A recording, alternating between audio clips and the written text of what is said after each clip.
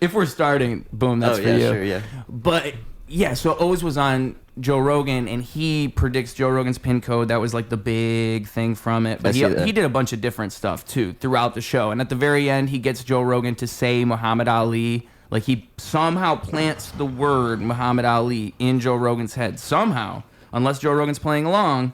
And then he says, "Okay, now pull out the picture from the envelope that you're holding, Joe." And Joe's been holding this envelope. It's been established. The envelope's been there the whole time.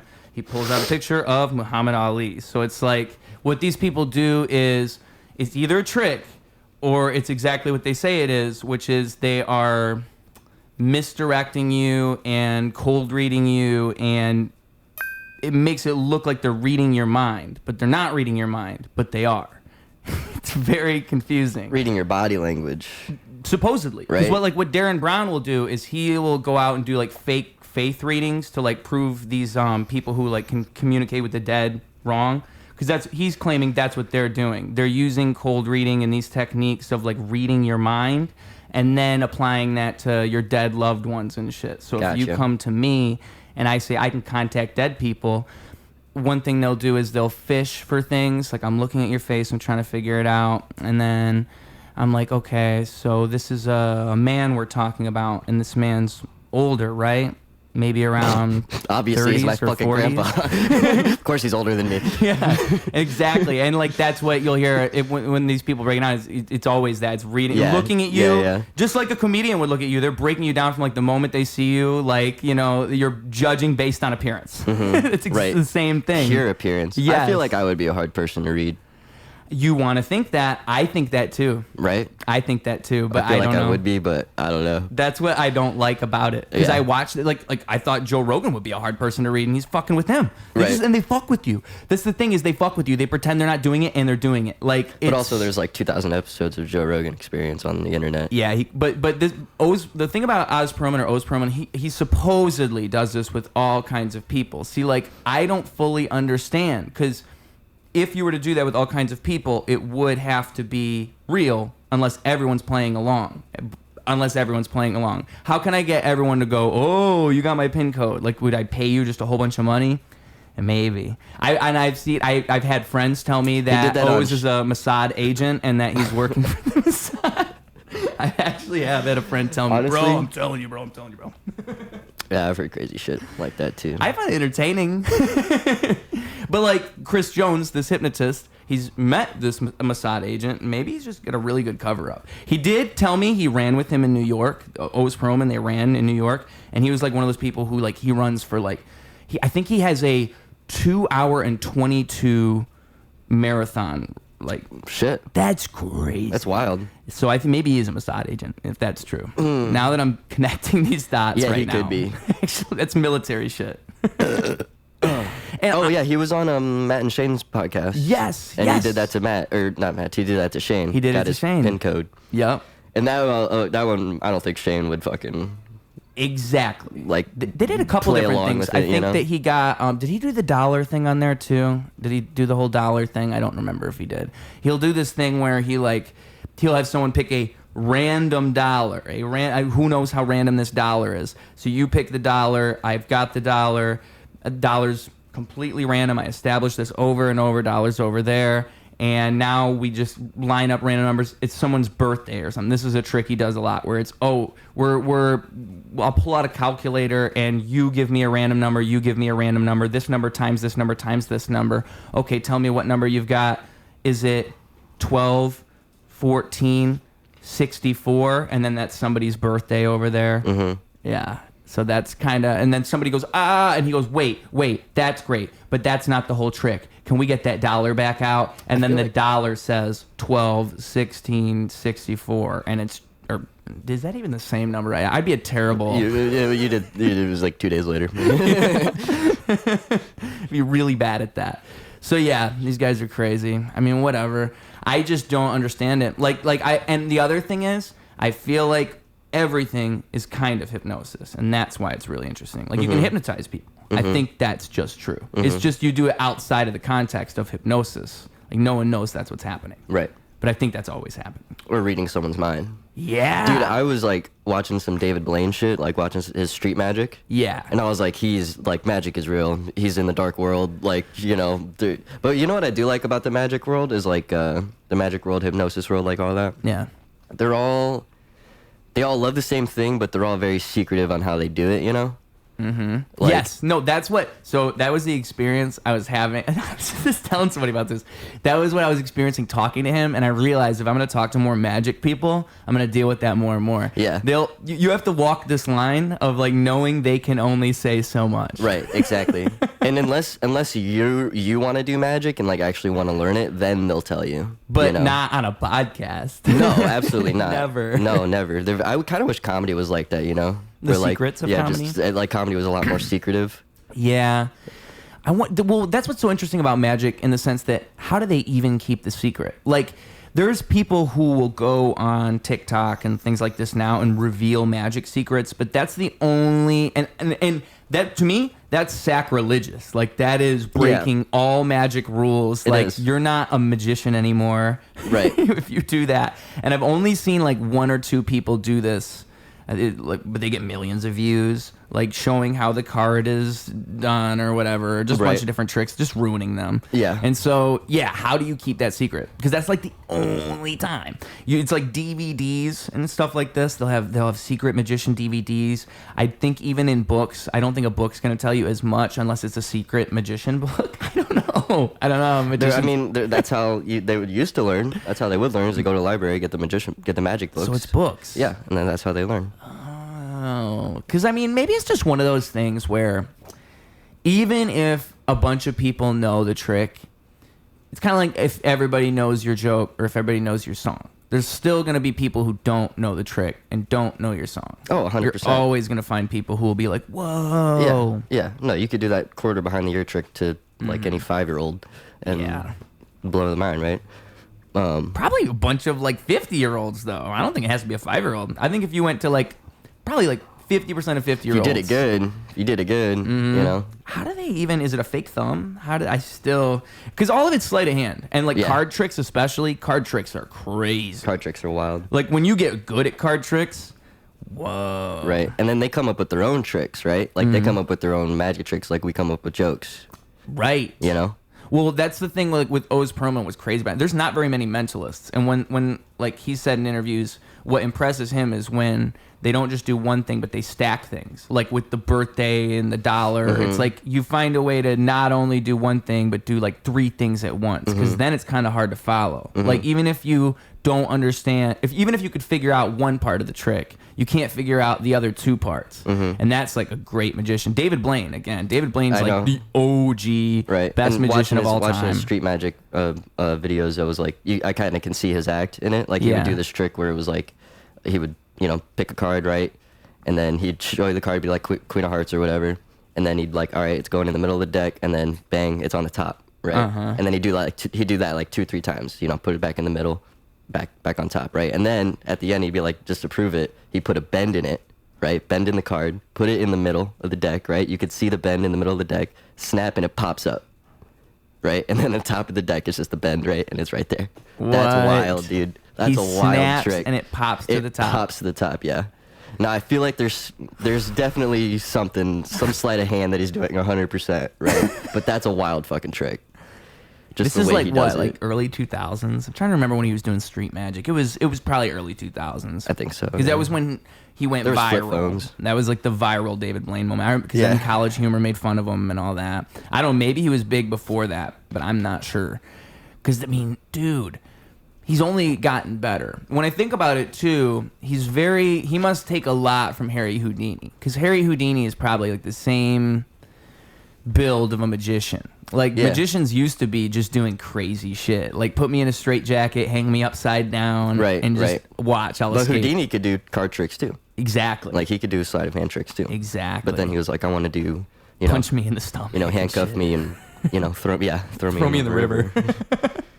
Literally like masochist shit. Yeah. At a certain point, it's kind of torture. Like David Blaine saying, poke the needle through my arm. Like at a certain point. Yeah, it's just like, it's like, all right. Bro, we're kind of all playing along now. Yeah. But you're fucking crazy, dude. I'm entertained, But I wouldn't show this to like my grandma or anything. Like, this isn't good. Right, and then his thing would be like, look, there's no blood. And I'm like, oh, okay, but you still stuck a fucking ice pick through your hand, dude. I don't give a shit if there's no blood. There's a video of him doing that with like it's like a compilation. I know it's Bryan Cranston, Aaron Paul, a couple. Kanye's in it too. Kanye and Will Smith. Through my hand, trust me. One thing is for sure about people who stick ice picks through their hands, and that is that they are professional mind blowers. They are amazing. The David Blaines of the world are people that will just take you in one direction and blow your mind. You gotta love them, and you're one of them. That's right, folks. So you might as well get one of these professional mind blower t-shirts courtesy of Ruse Radio to represent. We got smalls, we got mediums, we got larges. They're $25. We can make other sizes if you so please, and that price was shipping included. Support this show. Be a professional mind blower. You want to support the show but you don't want a t-shirt? Well, don't worry, we got you covered. There's this little thing called Patreon. That is right. $5 a month, the price of a coffee, the price of a beer at the bar, and you make this show happen. You support this show, you help this show grow, you help us do amazing things. There's exclusive content on the Patreon. I'm talking my music that comes out there before anywhere else. I'm talking music you'll never hear anywhere else. And I'm also talking exclusive podcast stuff, all there on the Patreon for your viewing pleasure, and all just perks of supporting this amazing thing we got going here. You like what I'm doing? Please support us on Patreon. I'm running at an impossible budget. I'm literally dying over here. So please help me out. Support us on Patreon. Last thing I gotta say is I've got shows coming up. The Midsummer Cash Bash. That's right. The Midsummer Cash Bash. It is a show I'm producing. We're giving away $100 at the very end. There's going to be Who Wants to Be a Gorillionaire at the beginning. There's going to be the Price I in the middle. I'm talking game show stuff. I'm talking comedy. I'm talking music. I'm talking the Midsummer Cash Bash. And it's just the beginning of something very new. And it's going to keep going. It's going to keep getting bigger. So you might as well be on the ground floor with us at Surge Billiards. Doors open at 7. Show starts at 8. Other show, that's a week later. That's a James and Friends. It's going to be Harold Patrick there. What? He's the guy that you're seeing on this episode. Harold Patrick's going to be at James and Friends, as well as Ruse, as well as James Najjar, friend of Ruse Radio. James and Friends, Ruse Radio and Friends, whole bunch of friends going on. You might as well be there. It's James's first 30-minute set. He's headlining, going to be amazing. I'm telling you, the night of your life. And this show is the night of your life, the Midsummer Cash Bash night of your life. I'm giving you opportunities to have the night of your life. James and Friends will be at O'Donnell's. Doors open at 7. Show starts at 8. You better be there, okay? And if you show up to one of these shows and you say to me the code word Piglet, I'll be very, very excited because I'll know you saw this and then you went to the show, you said the word Piglet. So that's the code word. All right, let's get back to David Blaine. See, the thing about David Blaine too, like it's part of his whole persona, and it's kind of like you play it really low. Oh yeah, when he's you don't really speak. Dude, I saw a comment on the thing. It was just like, it was like David Blaine always looks like he's disappointed the trick worked. exactly. Which is probably really hard to do. That is the perfect description. Is this like, your card? Yeah. He just stares at you like that. No.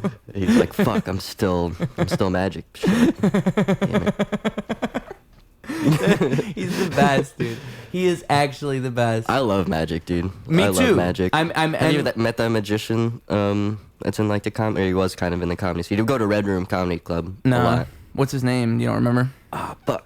The magician. The magician That's man. what I called him. Magic man. Magic man. Magic Mike. He was good. He did this one trick on us. He was like, he did pick a card, right? And then he had a poker chip, right? And had nothing on the poker chip. And then he did this thing, and then he like showed the poker chip back to you, and then had your card on the fucking poker chip. On the chip? On the chip. See, what's hard to understand about those tricks is like there's so many cards. So if it's truly true that you could have picked any random card, how did they get the card on the chip, and how did they get the exact card on the chip? Maybe they're doing a little bit of that mentalist shit where it's just like, I know which card you're going to pick because I'm showing you which card you're going to pick. Yeah. You know what I mean? Like I'm pushing this one out to you a little further than the rest of them. Right. You know what I mean? And we are all stupid. And we're all retarded, so we just kind of go along with it. Exactly. That's why it's so funny, because we are all so retarded. We just don't know what we're doing. We're going, right? Like, we've been doing this? Yes. Okay, cool. We're starting with magic, baby. We started with magic, yeah. I didn't know you didn't do your intro, so I was like, we can do it now. You can if you want to. 3, 2, 1. Hello and welcome to 189, episode 189 of Ruse Radio. We getting up there, dude. Hell yeah. Last one with you, I think, I want to say it was 126? 127? Probably something like that. Right around there. Yeah, I keep track of these things like a nerd. I'm always thinking about it. Like, it's been 50, 60 episodes since Harold Petrick's been back on. That's pretty good. Doing That's calculations wild. in my mind. Also wasn't that long ago. No. Well, see, that's the thing. I've learned that's the path to success with podcasts. You just have to be ridiculous. You just have to be in people's faces 24/7. You just I like the edits you're putting out. Force it on them. I like the little clip edits you're putting out. Thank you. I have an editor.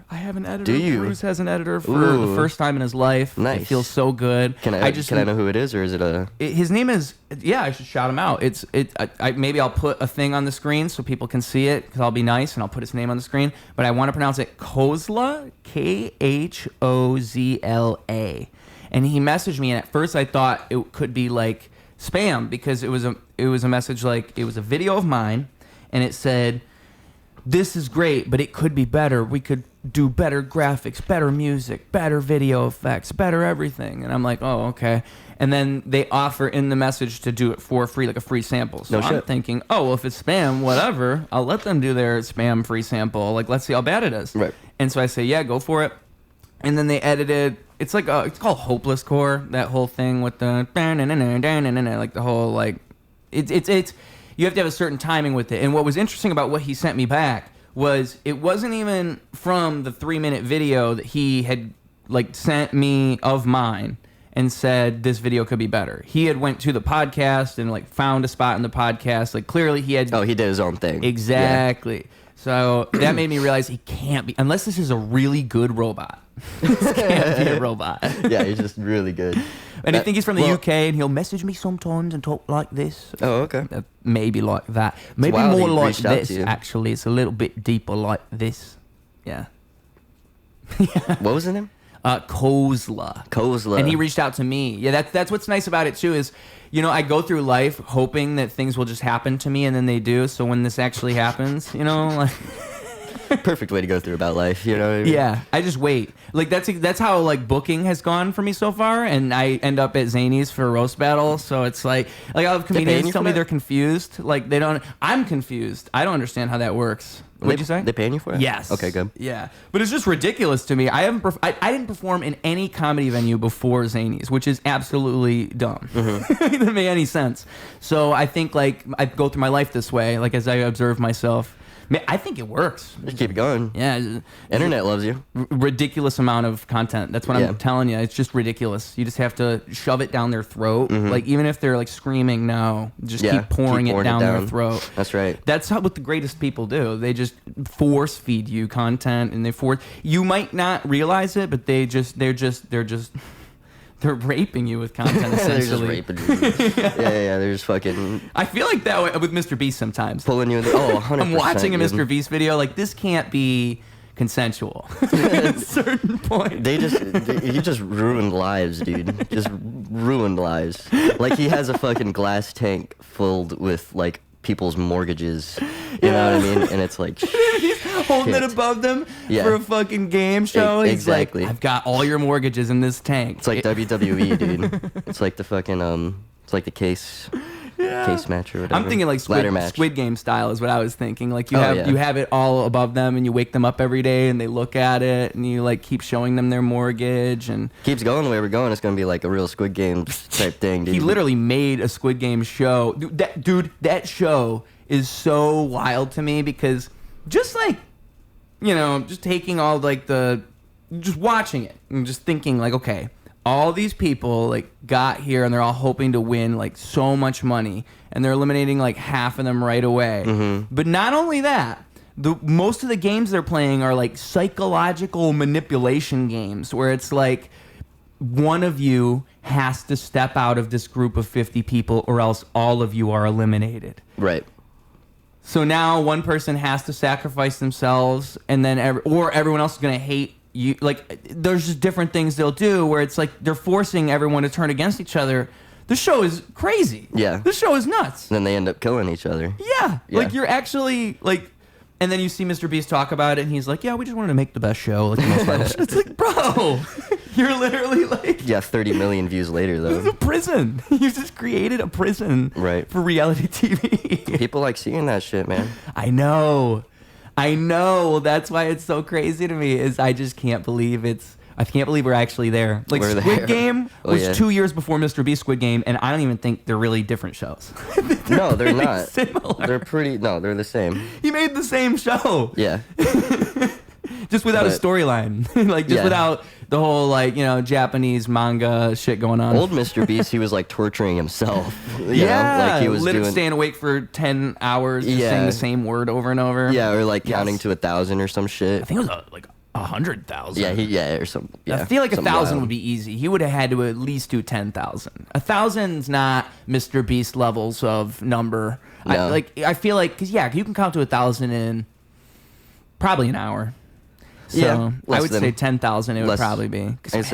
Imagine actually counting to 10,000. Fuck me, dude. Fuck me. What'd you do today? Counted to 10,000. All right. Yeah. He could do that in like an Andy Kaufman-esque type thing, you know, just go up on stage, say, "This is me counting from 1 to 1,000," and then just do it. If you were in prison, you're doing a 10-year stint. Yeah. How'd you pass the time? Count. Yeah. Maximum security. Like you're only going out for an hour a day, 23-hour lockdown. Like, is this an actual question? Mm-hmm. See, the problem is, what do you even really do? I think you just go crazy. Books, write. Oh, you can have books? Out. Yeah, they give you books. Maximum security. I get books. I can work out. Okay, so yeah, I'd probably just work out every day because what else am I going to do? I'd probably read books. I'd probably work out and read books. I'd probably try to get one of those phones because it seems like you can have a phone in prison now. Maybe. I would try to get one. I'd probably start smoking cigarettes. Yeah, they give you them e-cigs. Yeah. Yeah. Because I wouldn't want to be a bitch, so I'd know that's the currency, and so I'd probably have to just play along. Right. I feel like I just couldn't. I could not smoke. Once I'm in prison long enough, I would start smoking for sure. If we're talking my whole life, we're talking the rest of my life. 10 years, just 10 years. So no matter what, when you get out, the world's gonna be different. Yeah. But you got to pass that time. Yeah. So I'd read books. I would train for my resurgence. Train for your resurgence. Yeah. Hell yeah. That's what I would do. Yeah. I would think about it that way too. I'll be like, one day I'll be back. Because the thing is, like, think about it. If you went to jail, or prison, I should say, in the 90s and you got out in 2010. Shit. iPhones, iPads, MacBooks. I can only imagine what it'd be like now. You go to prison now? Oh my God. You go to prison now and you get out in 2040? Who knows? Yeah. Dude, the world might be like everybody thinks the world's gonna end like tomorrow. You know what I mean? Everybody's acting like that. We always act like that. We're always acting like that. Like the world's ending 2027. Well, I was just having this conversation with somebody. I was thinking like, because I think about this sometimes. Imagine thinking about now, in the future, like 2225, 200 years ago. Like we think now about 1825. It's the same thing. But for some reason, it's always like a doomsday scenario. The future doesn't exist. Yeah, we're never going to make it. We don't even think about the future. Exactly. But that probably will exist. And there will be a point when we look back at this reality we're in right now in the same way. We're like, damn, we were kind of dumb, weren't we? Right. Damn, we didn't really understand shit, didn't we? Right. Because that's how we always look at the past. It just is a constant thing we always do ever since probably like the Middle Ages. Ever since we came out of that. It's been like a constant progression forward. Unless we just completely turn around. But that's exactly it. It's like, is it going to be a nuclear war and we just go back to cavemen? Probably not. It's game theory. That's what it always is. It's like if everyone plays along in game theory, then we never have nuclear war. But maybe just somebody does something crazy and then boom, that's how it all starts. I don't know. Do you think those people out like in the Old West, right, in those silver towns, like those mining towns, you know, that are no longer around anymore because there's no more fucking silver in the mountains, right? Do you think they were thinking like, you know, this isn't going to be here anymore. This town's going to be just fucking dust in 100 years, you know? Or were they thinking, like, this is going to last forever? I don't know, because war has kind of changed the way we think about things. Like, seeing a nuclear bomb and, like, the whole story of World War I and World War II kind of changes the way everyone thinks about everything. So probably not. You know, that's probably Fair. different. I think all of that going into nukes did change the game for sure. Yeah, especially ever since the last war we've ever had. We've kind of been in like, I mean, now we're back in a state of war again, but since then we were in like a state of peace per se. And there's always kind of been peace in America other than the major moments. There hasn't been.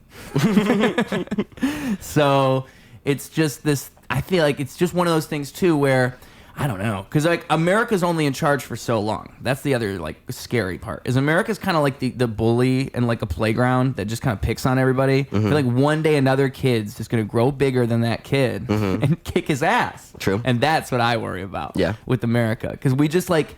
And people are more aware of that now than ever. And that's the whole thing, is we're always like looking at all this shit. And I don't think we used to think about things that way. I think the world did used to be a lot simpler. Well, for sure. Maybe like 100 years ago. Like if you were in 1925, right before World War I, it's probably pretty... Roaring 20s. Yeah. It's just, you know? damn, this shit's never going to end. Everything's getting pretty cool. Right. Just dude, I would love to live in Chicago in 1925, dude. Al Capone running around, dude, and all these like bootleggers and shit. That was the 20s. Yeah. Wow. Yeah. Prohibition, baby. The 20s. Yeah. Holy shit. Al Capone's 100 years ago? Just about, yeah. Wow. Yeah. Or at least his prime was 100 years ago. That's crazy. I think he died in... When was the Valentine's Day Massacre? When? I think that was like 1929 or something. Holy shit. Yeah. Man, so we're getting there to the 100-year anniversary. Man. It's crazy you know about the Valentine's Day Massacre. I thought like everybody knew about it, but it's really just a Chicago thing. 1929, I was right. I think I know about it mainly because in high school we learned about... I think we watched that Al Capone movie. Whatever it was Al Capone playing... No, it was, I'm sorry, Al Pacino playing... Who? No, it was Robert De Niro. That's who it was. It was Robert De Niro playing him. So that's exactly it. And so you see Robert De Niro as... Forgetting his name again. Al Capone. Al Capone. Robert De Niro, Al Capone, Al De Niro, Al Pacino. Al Pacino. Cappuccino. Pacino, De Niro. Yeah. Yeah. Pacino De Niro sounds like a coffee drink. Doesn't it? Can I get a Pacino De Niro? They were, what was that movie? Fucking Jack and Jill. Do you remember that movie, Jack and Jill? Oh my God, that movie. Dude, so that movie is like... If you ever want evidence that Adam Sandler can be bad, that's it. Fuck you, Jack and Jill is a fantastic movie. I love Adam Sandler. I love Adam Sandler too, but Jack and Jill is awesome. That movie is a fever dream. It does feel like a fever dream. It's just one of those movies where it's like, if you just allowed someone to do whatever they want, this is the type of thing that can happen. Right. Like, it's crazy that Al Pacino even agreed to that. Isn't that wild? Yeah. Johnny Depp was in that movie at some point. No, I didn't know that. Yeah, I think he was at some point in that movie for like a split second. Yeah, because like the whole bit, for those who haven't seen the movie, the whole bit with Al Pacino is like he's doing an ad that he doesn't want to do, and he's like being as corny as possible, right? Yeah, and so like he's Cappuccino, as it was called. Cappuccino. Yeah. And then there was like a whole dance and shit. Yeah. But like he was like, the whole thing was he was trying to get with Jill. Yes. Adam Sandler dressed as a woman, and Al Pacino was trying to like fuck him. Yeah. How much is he in the movie? Al Pacino? Quite a bit. Yeah. Yeah, he's in the movie for like the whole last half. See, I feel like Adam Sandler, it's probably one of those things where he is just such a cool guy. He met Al Pacino once, and Al Pacino's like, yeah, fuck yeah, I'll do your movie. Fuck yeah. Yeah. And like the more and more he's involved in this production, he's like, damn, what the fuck Wish I didn't do this. What am I doing? Yeah. Because like you can get people to agree to things. If you're an agreeable person, you can get people to do things. I feel like Adam Sandler would be one of those guys, and his friends are always in his movies. So like maybe just join the crew. Like Adam said, yeah, it's me and my friends, man. Exactly. Yeah, he was the whole SNL crew, dude. He just fucking. Oh well, that would be so. That's kind of the dream. That's kind of why Adam Sandler is a role model in my mind. Is because that's the dream. Is just to be with all your friends and just hang with your friends as a career for the rest of your life. Literally grown-ups, as they just filmed them hanging out. Yeah, that's the movie. That's the movie. It's just them hanging out. It's them, but not them, but them. Right, exactly. Yeah. I mean, that movie, and they made a second one with Zac Efron, just for funsies. Yep. It's great. It's good stuff. And what else? What other nonsense has Adam Sandler made? Like there was Click.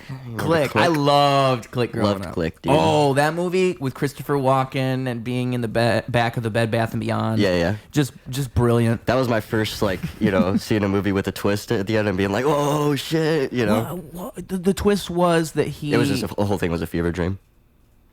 Which is so stupid like now he that I think passed out. about it. Yeah, it's pretty stupid. That's like the worst twist ever, but I was mesmerized by that, just like you. Yeah. Now that I look back, if I watch that now, you know what? No, I'd probably give it... That movie's good enough. Adam Sandler in a fat suit is the shit. And also the scene when he's like his boss, he pauses his boss and he starts kicking him in the Sean balls. Astin, dude.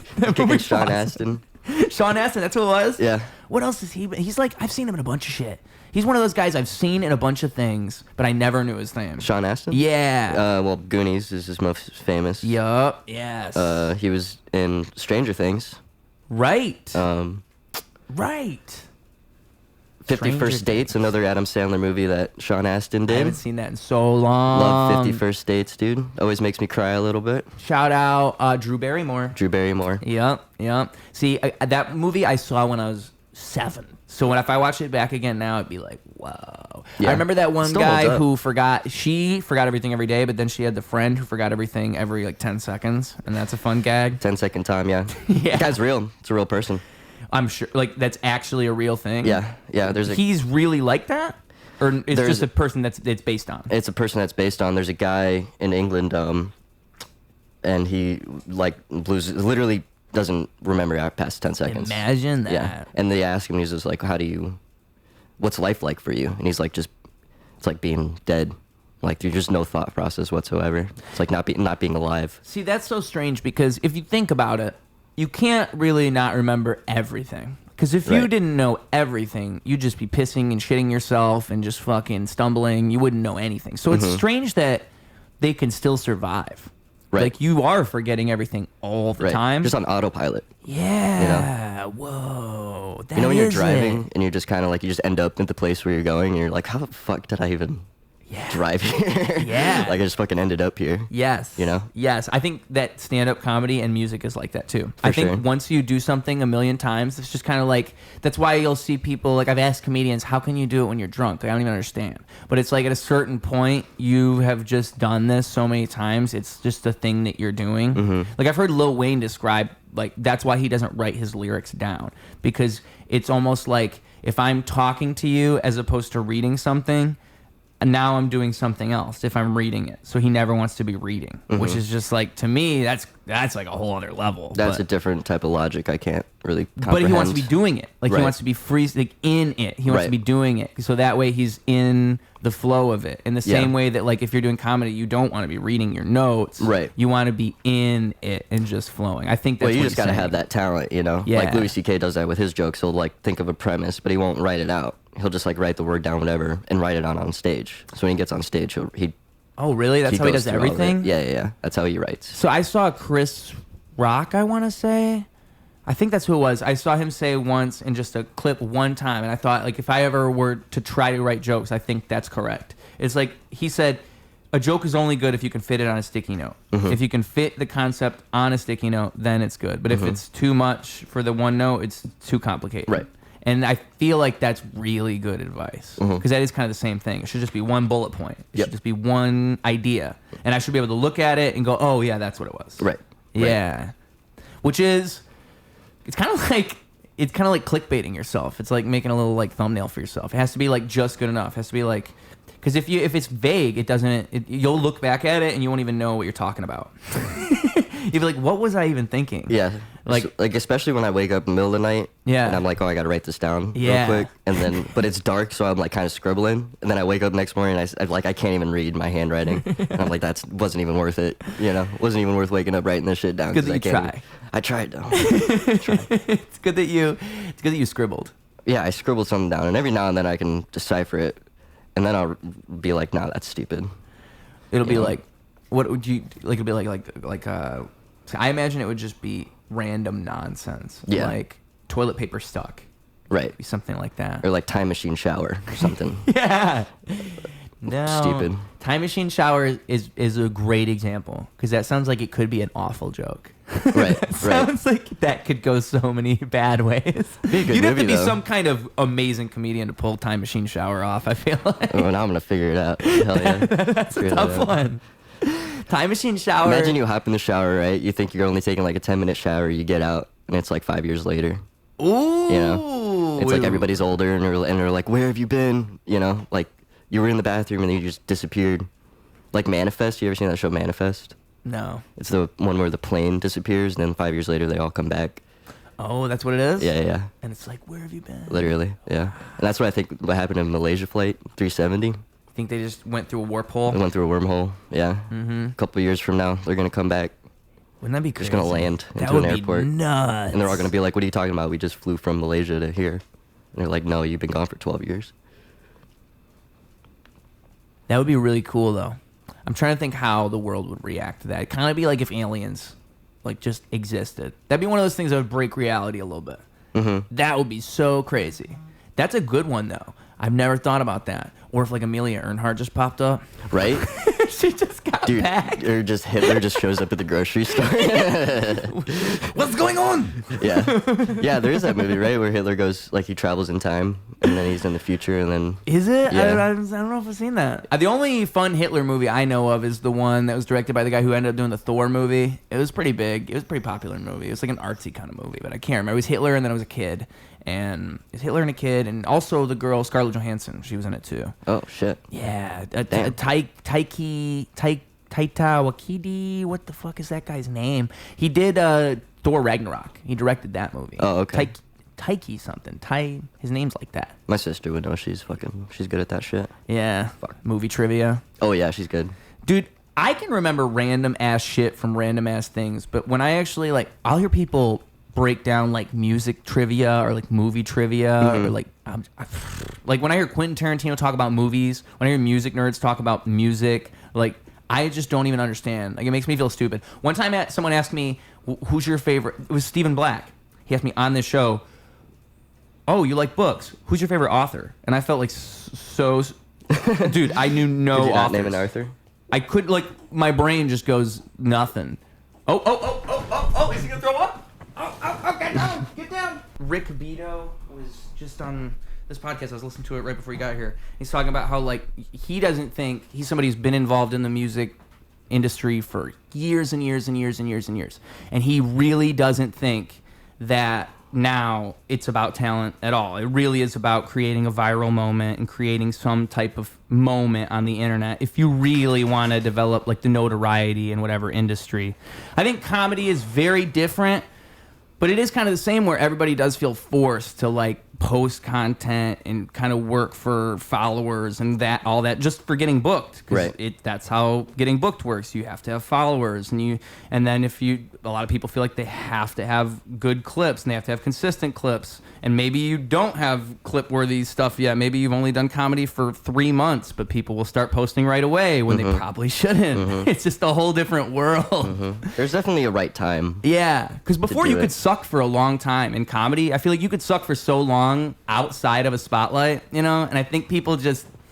There's a few people I'll see where I love them, but I just see oh man, you should hang on to this for a little while. Yeah. Yeah, no, 100%. And I say that with all due respect. It's just comedy is such a there's years and years. Yeah, it's not like other things. But if you just oversaturate and put it all out there right away, right, you kind of bog yourself down. I feel like in a way that's different than other arts. Yeah, 100%. There's people that are funny, and they could 100% do stand-up. Right, they're just naturally funny. But getting on stage and being funny is completely different than just being funny. Well, that's I've read that everyone can and people who can be funny are more likely to be able to do stand up, but not everyone who can be funny can do stand up. Right. And people who aren't funny are just probably not going to be able to do it. So it's you start with being funny and then you learn the craft of it. Right.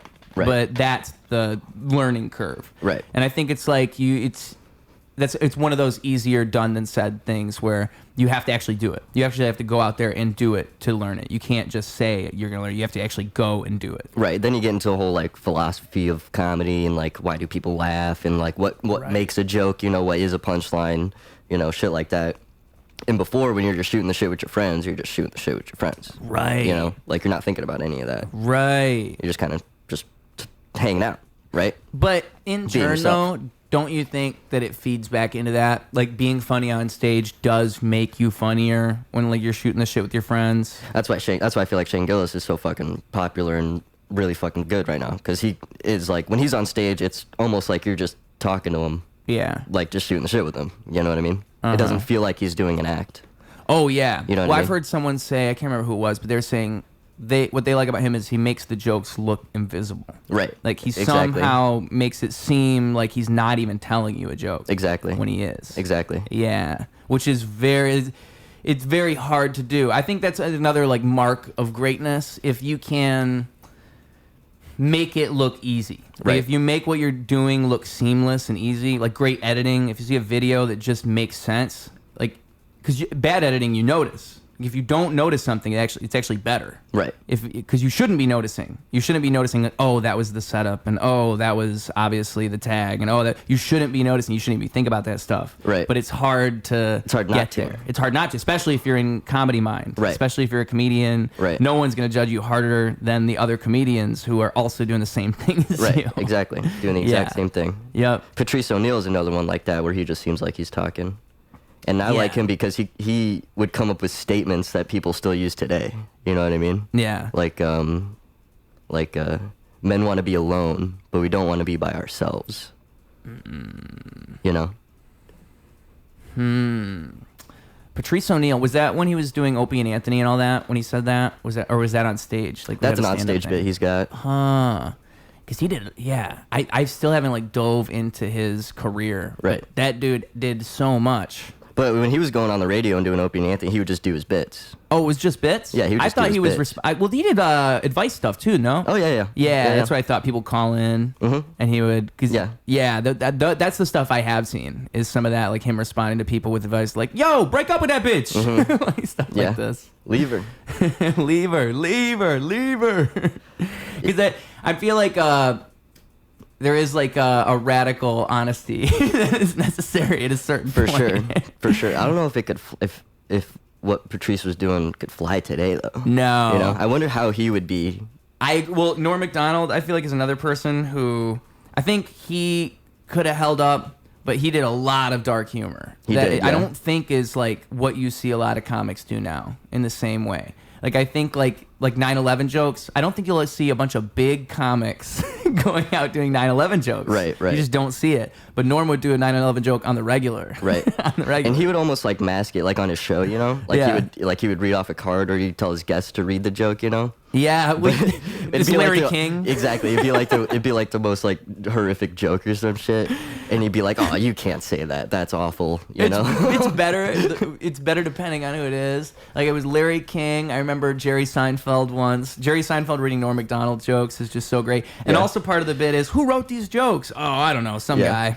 Yeah, some guy. Some guy Wrote these. Oh, that's terrible. Who wrote this? I don't know. I love that shit.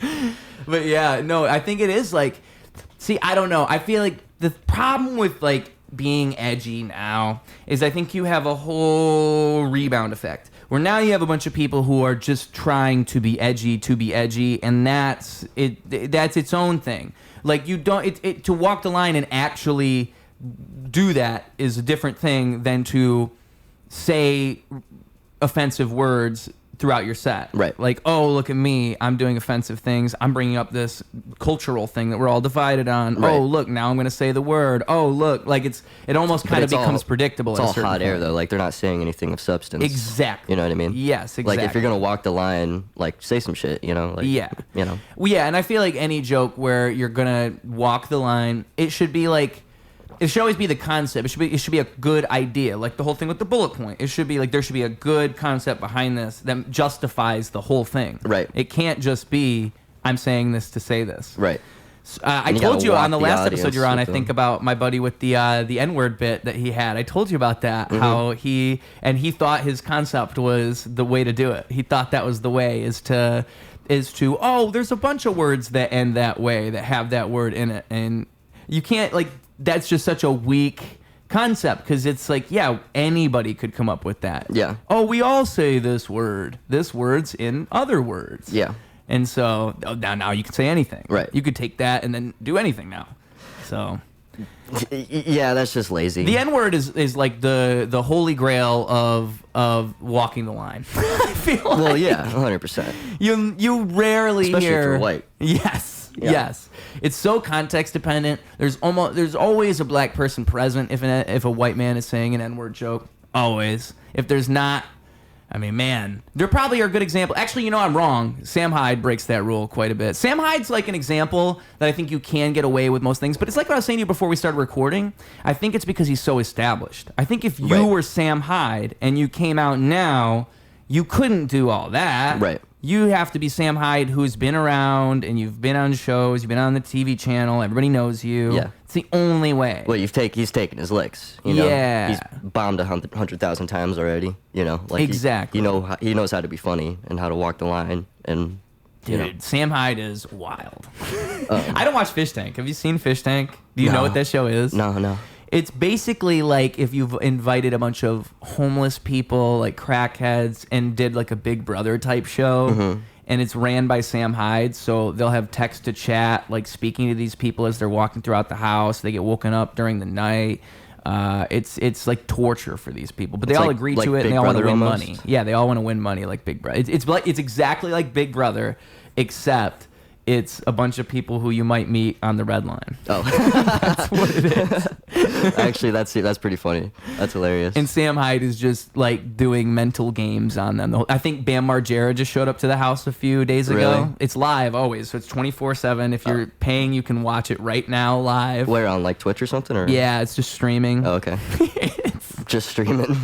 Just Bam Margera walking up to these people. Wake up! Wake up! That's wild. It's crazy. People have like certain characters from the show that are their favorite, and it's just a guy stimming about like action figures. Yeah, and then there was there's a whole thing when Big Brother came out, or after Big Brother was done. There was like, oh, it was a terrible show. They made people do this and that. Right? It was a whole hoopla about it. Oh, but now they're doing the same fucking I didn't know shit. there was a scandal. A little scandal. Well, the thing is, it's Sam Hyde, and so I think like. I don't know. I don't know I don't even know if there is any oversight. Big Brother is a big thing. Like Big Brother, I could see how somebody could get you. Especially they've done Big Brother for so long. It's still on though, I feel like. Because I thought I've been at work. I thought it was done. Maybe I'm wrong. Maybe there's a Mexican version. Because I swear I've seen There's it always on. a Japanese version too. Yo. Japanese shows go crazy. They're like eating bugs at Big Brother. Yeah. Fucking. Put squids on their heads and shit. What would they do on Japanese Big Brother? Oh, that was a car. Oh my god! Wow. Dude. I thought that was some type of like alarm I've never heard before, like the nuclear bomb is gonna drop. I thought it was the train breaking, but I was like, we're nowhere near the fucking train, are we? That sounds like a train. Yeah. Sounds like a train coming off the tracks. Yeah, exactly. I am waiting for the day that I see somebody get hit by the train. And I'm not saying that like I want to see it. I'm just saying it like you want to see it. No. Maybe I said it wrong. But you ever think like, because I've seen videos and I feel like the train is so, there's no rail. There's no, like people get drunk. Like when I first came here, I thought, man, it's kind of amazing people don't die every day. The train is just whipping by you. If I get off the train and I'm walking and the train starts, I could go like this and my arm comes off. Right. So like, how does no one die? And so that's what I mean by that statement, is I just feel like the odds are in favor of me eventually seeing someone get hit by the train. But maybe not. Possibly. Like one time. You take the train quite a bit? During winter. During winter? Yeah. True. Yeah. During summer, I got the electric skateboard. Well, yeah. Yeah, you can take that thing on the train, can't you? You can. One time, I had my previous one. It was having problems, so the battery turned off. So I was like, "Fuck, I have to turn around." And so I waited for the bus, and then I'm about to get on the bus, and the bus driver looks at me and goes, "Like you can't bring that on? What?" And then I go, "Like, you serious?" You should be like, "Well, what about this?" And you pull out a gun. Can I bring this on, motherfucker? Yeah. Pretend I pull it out of my pants and do that. Yeah. But she was not. She must have been having a bad day. I don't see any other bus driver really being like that. Like, that's ridiculous. That's what I was thinking. Yeah. But like in that moment, I'd be like, "Fuck you, bitch! I'll just wait for the next bus." That's what I should have thought. But in that moment, I thought, "Oh, now I'm never gonna be allowed in the buses again with this skateboard. They're never gonna let me on. They have a new rule." Nah, I think she was just having a bad day. That sounds weird. It was that, because I brought that was my smaller one, and I have a bigger one. What annoyed me about it is this bitch don't know. This thing has these fucking what do you call them? Not gears, but it has you put it's a pulley. I don't know why I forget this word sometimes, but you put it on top of the thing and it rotates, and it is what drives the skateboard. And so if you're riding the skateboard and you're trying to ride it like a normal skateboard, but it doesn't turn on, it's like having resistance holding you back the whole time because it's supposed to be. Got you. It's supposed to be on. Like, it has to be on, but and it's moving. also it's basically like a normal skateboard. Hell yeah, you could just fucking ride that and go. But like this thing, no, it's like you're doing a whole fucking leg workout now. Yeah, you might as well pull the thing. And so this bitch don't know that. She was looking at me with my skateboard, thinking, "Oh, he can just ride." He just ride it, yeah. Can't. Yeah, it's so annoying because it was one of those days where. Oh, I have just enough time to go to the gym. Okay, I'm going to go to the gym. Oh, fuck, I don't have enough time anymore. Right. Oh, fuck this bitch. It's like when you hop on the electric scooter and it's not on and you try to push it. And it's like you're not going anywhere. You're not going anywhere, and there's not one nearby either. Right. Mm-hmm. And what time is it? Too late. It's already too late. You were already running late. Yep. Sorry, the time to bring your skateboard on the bus has passed about 5 minutes ago. So. Oh, man. Oh, so yeah, that really. And what I was going to say, too, is last night, I'm such an idiot. I rode my skateboard home on the wet pavement, and I was thinking, oh well, it's probably gonna be fine. I did this one time before, and then I got home, and it did like right when I got home, which I'm very lucky. I feel like God blessed me yet again because it was right when I got home, and it did that thing where it said like ask something like remote something about like a malfunction thing, and it wouldn't properly accelerate, and I'm like and so I just turned it off and I look it up, and so I have it out there like getting fanned right now, and I tried turning it on this morning and it worked, but I told myself I will not be stupid again. You think it got overheated or something? I wrote it on the pavement, so they're not properly waterproof, so water probably whipped up into there. Okay. And I just like, I know I'm not supposed to do this, but I was thinking like, oh, I don't want to take the train. Oh, it's probably fine. You ever had those things in life where you just make the same mistake over and over, and you already told yourself before? Your learning curve is like this. Yeah. Yeah. It's just like when you actually realistically evaluate your progression, it has not moved at all. Single iota. Make the same mistakes. Yeah. I mean, that's what bothers me about it, is I'm like, I've done this before. Yeah. Like, I think that's what happened to my previous skateboard, is I rode it in the rain, and then it got wet, and that fucked it up. And here I am again. Like, dude, riding it through a puddle. I'm an idiot. That's what I'm thinking. I am so dumb. So hopefully the skateboard still works. Right. I don't die because it randomly accelerates to 32 miles per hour while I'm riding it. Can because it go of that this. fast? Yes. Really? Yeah. That's what I worry about, is like, I'm going to create That's a problem. fast for not being like held down to anything. Oh, dude, yeah. I'm going about 25 on my way to work. Wow. Like the whole way there. And I'm thinking about that. But I think about it too, like, if you're on a scooter, you're holding on. You're holding on, but it's not that different. Like, no, I feel like it's more dangerous because now I have this thing I'm holding on to, and what if something happens? Like, now, boom, it's going to hit me. Whereas if I'm on a skateboard, I can do all kinds of things. There's not anything in front of me, and I'm not worried about holding on. Like, as soon as you let go of the scooter handle, well, now you're fucked because now it can go anywhere. So sure. You have to hold on to it. I guess it's definitely a lot easier to bail on a skateboard than a scooter. That's what I'm always thinking about. Speaking of, I feel like life is throwing some shit at me because the day before this kid, I was going to work, I was rushing to work, and so I'm coming around this corner, there's this kid, and he's like, it's one of those corners where it's on the bike trail and it's going to split off. So you're going straight. There's two paths. There's one coming this way on my left, and then I'm on the right side, and then it splits off to my right. Uh-huh. So these people coming my way are going to see me, and I have the right of way, but I know people are stupid. Right. So I'm slowing down. I see one kid turn, and he kind of looks behind him. So I'm thinking, oh, he has a friend. So I'm still going slow, and his friend, like, there's like a delay for his friend, and then his friend pops out, and his friend's staring at me doing that thing like, oh, am I going to turn? Like, oh, am I going to turn? Gotta go? Yeah. And he doesn't fucking turn. Hesitated. And we smash into each other, and my face, like the side of my face, hit the top of his head. And Ooh. that was what hurt the most. And Ouch. then I just have like a couple other baby scabs. So it actually went pretty well. It's a good thing I was smart enough to at least go slow. Right. But like, bro. And so for one, it reminded me, the idiots are out. It's summertime. That's how it goes when you're on the bike path. For those that don't know, as soon as summer comes around, people start doing dumb shit. Yeah. There will be like a little kid right in fucking front of you, just pulls out. He doesn't look behind him, just pulls out. That doesn't happen during fall or spring. No. It actually doesn't. It's only during fucking summer. No, honestly. Right. I can't explain it.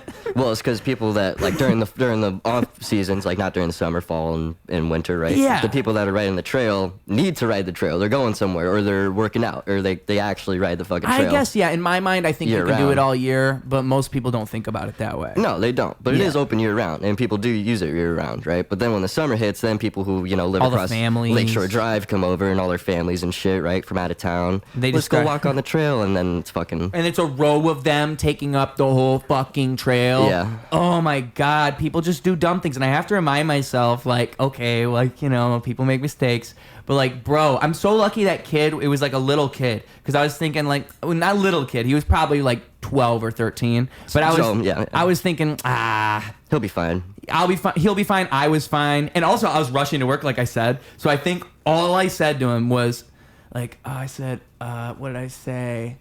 I said, damn, bro, you good? And then I left. Yeah. That was all I said. And it was entirely his fault. But I just had no time. Afterwards, I was thinking, like, should I have checked on him more? I was like, no, fuck no, I got to go to work. Like, did he get up? I don't even know. I didn't. He was kind of laying down, like, he said, I'm sorry. He looked at me and said, I'm sorry. Like, he knew it was his fault. Gotcha. And I said, damn, bro, you good? And that was it. Okay, and I wondered afterwards, like, maybe he thought when I said you good, I'm thinking, like, damn, bro, you stupid? Right, Because right. that's not what I meant. Right. But maybe that's how he took it. But I zipped off. That's probably the best thing that could happen to him. You cause an accident and then the person leaves. Yeah. Just leave me the embarrassment. You know left what I mean? so fast. Yeah. Literally, I smash into this guy. I get up. I move my skateboard. I go. Dude. One time I had no time for that. I ran into this chick over by Columbia College. Yeah. I was on I think I was on LaSalle. Or Wabash. I was on Wabash. And I was driving. I was right by fucking Harold's Chicken, dude. And I was going down, and this is where Wabash, it turns from a one-way into a two-way, right? But I'm going northbound on it, so it's a two-way, and then it turns into a one-way going the opposite way, right? Okay. So I'm on my bike. I can go down the opposite way of a one-way. You really shouldn't, but you can. Like, it's fine. Sometimes they even put paths on, like they'll literally put a mark on the one-way. And then I've had cars honk at me while I'm doing that. Yes. Like, no, I'm following the rules. You're not. Arguably safer than going with traffic, kind of, because then they can see you coming, you know what I mean? I agree. Rather than, like, you sneaking up behind them, and then they got to make that right turn, and then they just fucking smack into you, you know what I mean? I would always do that before I moved here, on, like, main roads. If I was riding my bike on the main road, I would prefer kind of riding against traffic just so I could see them and get off to the side. So I'm not right beside the fucking cars as they zip past me. Sometimes you don't even realize how close they're going to be till they're right next to you. Right next to you, right. Yeah. Right. But, so yeah, this is what I was going down that one way, right? And this woman, she was definitely a college student. She walks out into the middle. She didn't have the light. Like, she was trying to jaywalk, right? Mm-hmm. But she walks out into the middle and then realizes that she can't go and then starts to back up, right? But I thought she had already committed, and I was going behind her. Oh, no. Yeah. It's always shit like that. It's always like someone being indecisive. Right. And then, so I was already committed to go behind her, and then she just backed up. And I was like, no, no, no. And then boom, fucking, like, my handlebar swiped the side of her.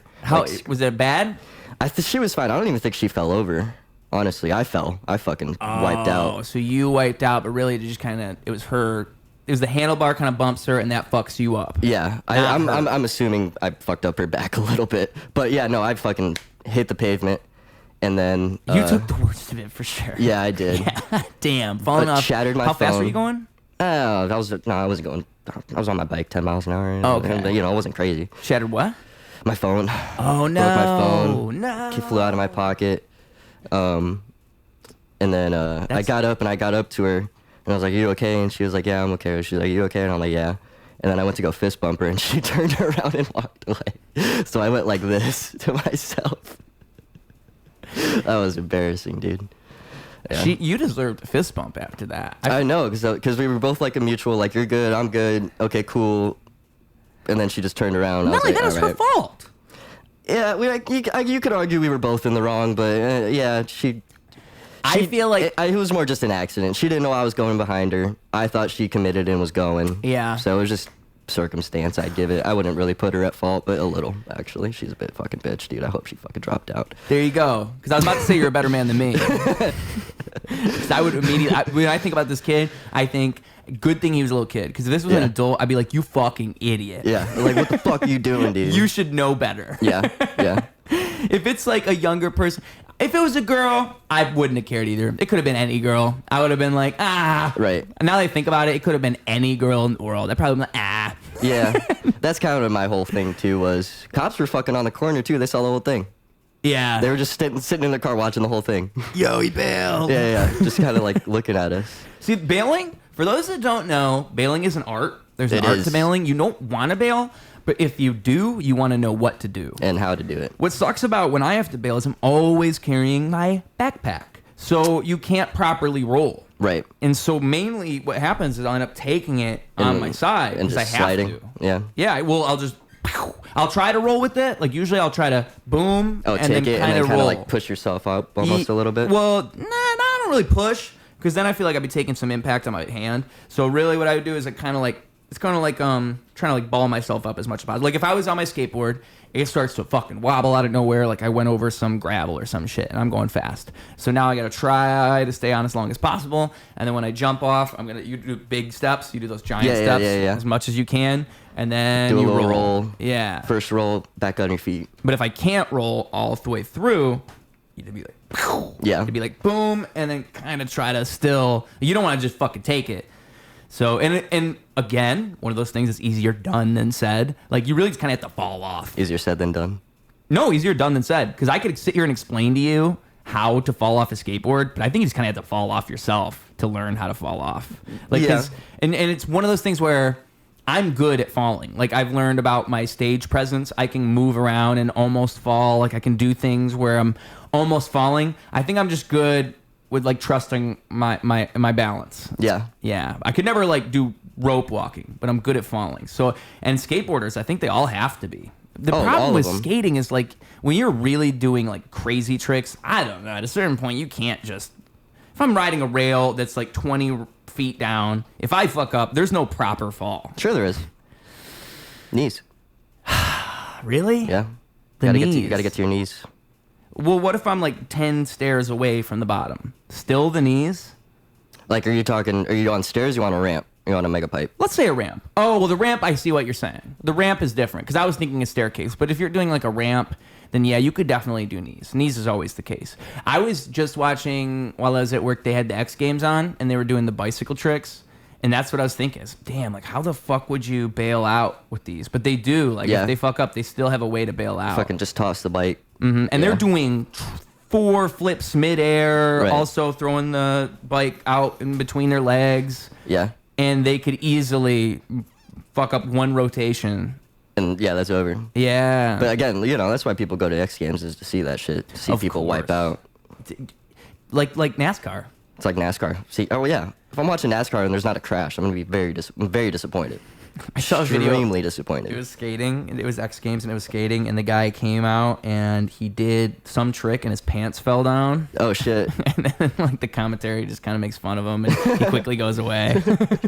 It was great. It's probably the best mistake I've ever seen. Yeah. Did you ever like skate or just the? No, that's the thing is I got a $200 skateboard because I went to the skate shop. I was like, oh, I'm gonna get the best skate things on the skateboard, and then I rode it a little bit, and I kind of quickly realized like I can drop in, I can drop in, and I can kind of like roll around. I never even figured out how to ollie, and I was thinking, do I really even want to do this? Because I'm just putting myself at risk, like learning how to do this. I probably would. And then my friend had a longboard, and I rode his longboard, and I was like, oh, this is what I wanted. This is cruising. This is nice. Yeah. Yeah, I don't really want to do tricks. I'd rather just ride around. Yeah. And then I remembered when I moved here, Casey Neistat is a very popular YouTuber. He used to go around New York on an electric skateboard, and I was like, oh, that's a thing you can do, especially somewhere like here. Like, dude, I'll ride past cops. They don't even care. Dude, the way you talk about Casey Neistat was like you knew the guy.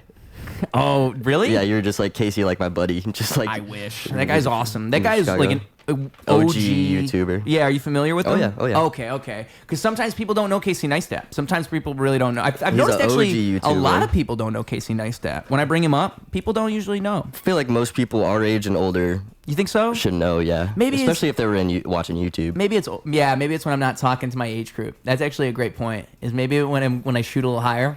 That's a great point because Casey and I, like the whole YouTube demographic is us. Yeah, it was like Smosh. Hell yeah. Who else am I?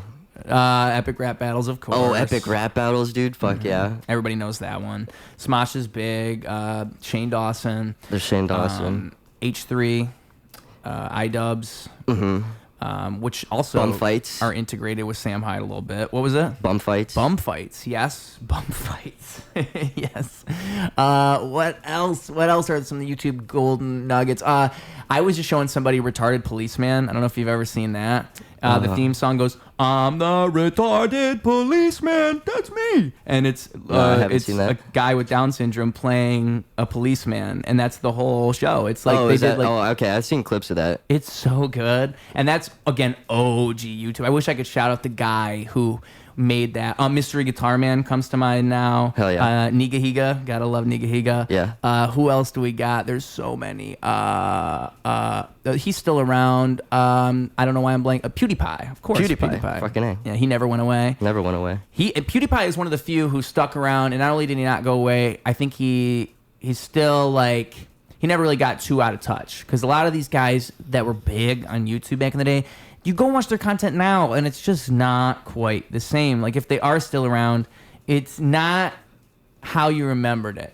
Right. They've changed. They've all changed. PewDiePie's the only one who hasn't really changed that much. He just kind of still does gaming content. Yeah, and no. Still just talks to a camera. He never really changed the format or started.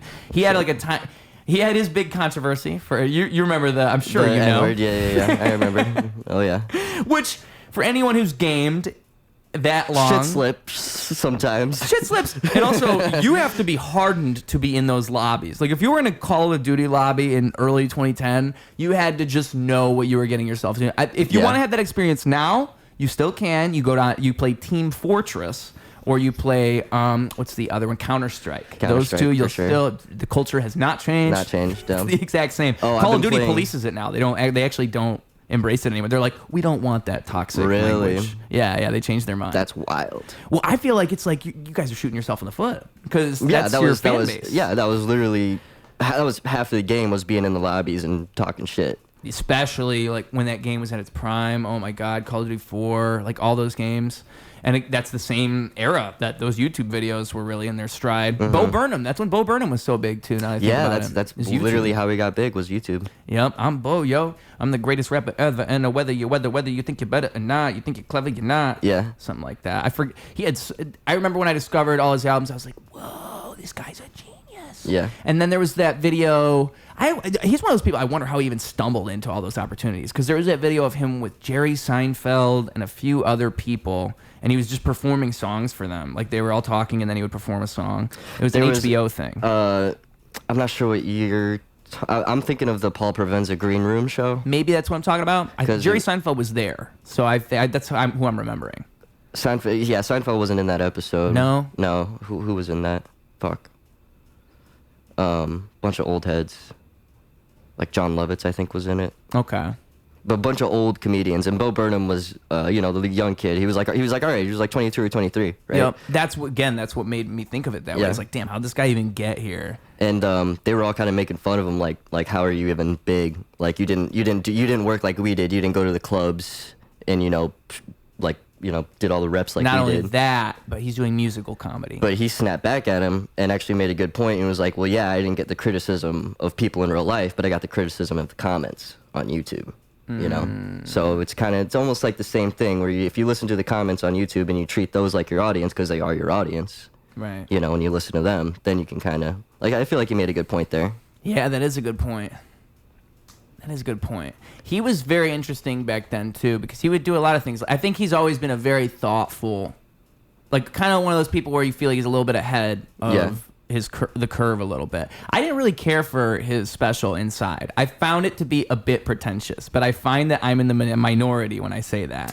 But I thought it was good. I didn't hate it. I didn't hate it, but I don't know. I just feel like it's kind of like, it's very conceptual, and then maybe I just need to watch it again in the right mindset. It's just too, I feel like you're going too far in that conceptual direct. I don't like that everything has to be so meta and so deep, and so it's okay to just make a bunch of fun songs and do a special. That's great. You don't have to complicate it and reinvent the wheel every time. And it's one of those things I remember. And I'm just very much like my mom, I guess, because my mom watched. I remember my sister showed my mom that special, and she was like, "I didn't understand it at all. I didn't like that." I was like, "I know, mom.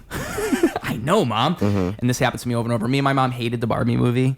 I didn't see it. My mom was like, "That movie is all about how men are terrible," and I was like, "I know, mom." She gets it, dude. My mom is based. She gets it. She's based as fuck, dude. My mom's based as fuck. That's wild. My mom watched the Barbie movie and she was like, "That is feminist propaganda." Feminist propaganda, dude. That is awesome, dude. That's fucking hilarious.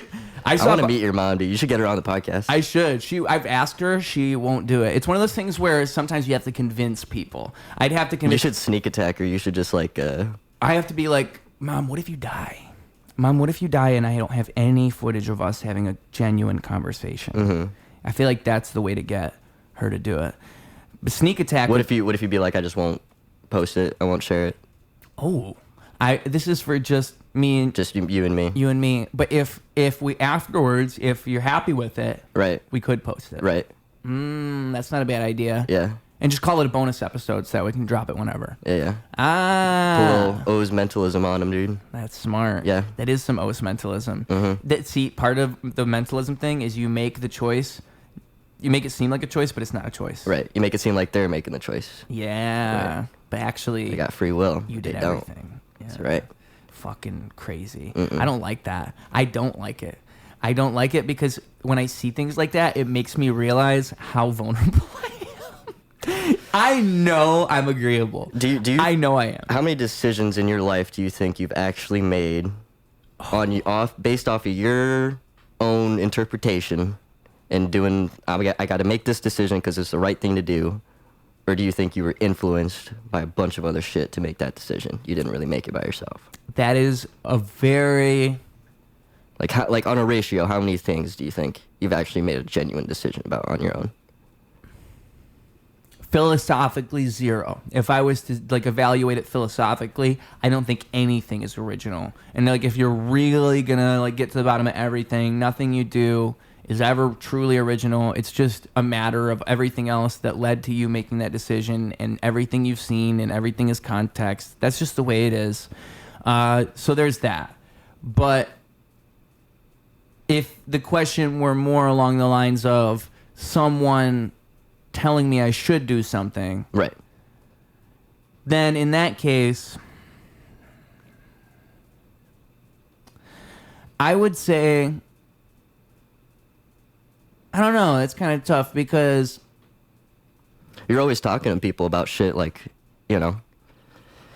it's like you always got friends, or you just telling that you tell about your life, right? Yeah. And you're like, this is what I'm going through. Yeah, but what I'm thinking though is I never really care what anybody thinks ever. I really don't care. When I say I'm agreeable, what I mean is I'll just go along with anything just because. I just go with things. And so I think that's how a mentalist would get me. They would just I would play along, or I would just go with the flow of something, but I don't realize they're creating something. And I think if we're just talking about people suggesting things to me, or hey, you should do this instead of this, or I think you should do this, at that point I probably make most of my own decisions. It's probably 90%, because no one told me to do this with you right here, right now. No one ever even suggested to do a podcast to me. No one suggested to make music to me. No one ever told me you should keep doing that until I did it for a long time. All these things where I think about it, and people, I just find that people have all kinds of opinions. People are going to tell you, one person will tell you one thing, one person will tell you the exact opposite. One person liked you for this reason, one person disliked you for that exact same reason. There's just no real rhyme or reason to any of that stuff, and you just kind of have to do whatever you want, because in the end, no one really cares, and no one really knows what they're talking about, and so and they'll let you get away with it if you just learn the mentalist tricks. So you just do those, and then you eventually start to it's like that's the imposter syndrome is, am I even worthy of this? Like, how do they even keep letting me get away with it? You know, because deep down you're just some person with flaws like everybody else, but these people think I'm this thing. Yeah. So that's I'm a god. Yeah. They think I'm funny. Yeah. Yeah, it drives the ego a little bit. Yeah, exactly. So. But that's like, in my mind, I just don't give a fuck. Like, I've had people tell me recently, because I'll go on Roast Battle and I'll look like this. And they'll be like, oh, you should look more like a rapper. And like, I feel like that's a very... What does that mean? You want me to sag my pants and start wearing chains? And like, what does that mean? Yes. That means I don't look cool to them. They're saying you don't look cool. Your version of cool is not my version of cool. Gotcha. Gotcha. And that's okay. Yeah. But like... Because they're right. No disrespect to you, but you don't look like a rapper. But that's what I'm going for. Yeah. I like that it looks different. Yeah. I like that. I like that I'm not looking like the thing you would expect, because I think that throws people even more off, and that's fun. Even like any white rapper, like Young Gravy or fucking I was gonna say Logic, but he's still half black. Fucking Eminem, MGK, like, you know, they still dress black, for lack of a better words, you know what I mean? Saggy like, pants, white tee. Right. Yep. You know, like you go for the look of a rapper. You know what I mean? Yeah. And I think it's one of those things where I've just learned, I kind of have this opinion where it's like, you're never going to change things by taking people's advice and doing what everybody says, because the thing that's going to be different will be the thing that's controversial and people don't agree with. That's the thing that's going to be different. Right. It always is, but it's just hard to see it. Trying to think, other than like in rock and roll, you know, there was definitely a rock and roll look. Right. You know what I mean? Long hair. Yeah, but then fucking glam rock and Kiss comes around and they just change the game for everybody. Right. And then before, no one would fucking paint their face and go out there and do all that shit. No, but they would like Van Halen, you know, they'd come out and like headbands and shit. Like they'd have a look. They had a rock and roll but it look. wasn't like a show, like it wasn't a stage show where we're all characters. And that kind of changed it for a lot of, like, I mean, now you have Kiss, you have what's the fun with Guar? You got Guar, sure. All these like fun character bands that you had never had before. Well, I mean, rock just went a million different directions. I mean, if you're talking just rock to all the subgenres of rock, that was such a transition. 100%. Because, I mean, rock was one thing. And then you just have rock blossom. What I think people miss about rap now is it's the same exact thing, but we just call it all hip-hop when really it's a million different genres. That, just like how rock, there's so many different genres. For sure. Yeah. For sure. But yeah. Yeah, I'm trying to think of like a rock band that didn't really do what they were supposed to. Yeah, you know, Smashing Pumpkins. I think them coming and singing with that voice. Like, I've heard him say in interviews that people were telling him, "Don't do that voice. Like, you got to stop that." Fucking Billy Corgan. Is that yeah, Billy Corgan, because the voice is he's known for it. And again, it's like what I'm saying. The exact thing. It's the controversial thing. Right. The thing that makes them stick. Right. Some people are gonna hate it. That's just what it is. Right. But that's what makes it work. It's him singing that. I can't think of a good. I can't do Billy Corgan at all. I can't sing for shit. So you'd be better at anything than me. How does I'm trying to even think. I'm blanking. How does what is the Smashing Pumpkins song? The what's the most popular one called? One everybody knows. I can't think of it right now. Rat in a Cage. Despite all my rage, I'm still the rat. Despite all my ways, it's like if I was singing like this. That's how it kind of always sings. Right. You kind of looked like Billy Corgan a little bit when you did it too. I became him. Yeah, you became him. Yeah, definitely transferred. Or like Queen, dude. Like when they were doing Bohemian Rhapsody, right? They were told it's not gonna fucking work. It's too long. No one's gonna like that opera shit. Right? Opera. Yeah, that's like a multi-genre song. Right. They did a bunch of different things in that song. Now billions of people know the lyrics of that song. Arguably the most iconic rock song of all time. 100%. Other than maybe like Stairway to Heaven. Yeah, and even Stairway is a little overplayed. You know what I mean? Like, I love Led Zeppelin, but I would never. If I never listened to Stairway to Heaven, I agree. Again, I'd be fine. Man, that is crazy. Because they got so many better songs than Stairway too. What frustrates me is I feel like now, at least with music, I don't think it's like this with comedy at all.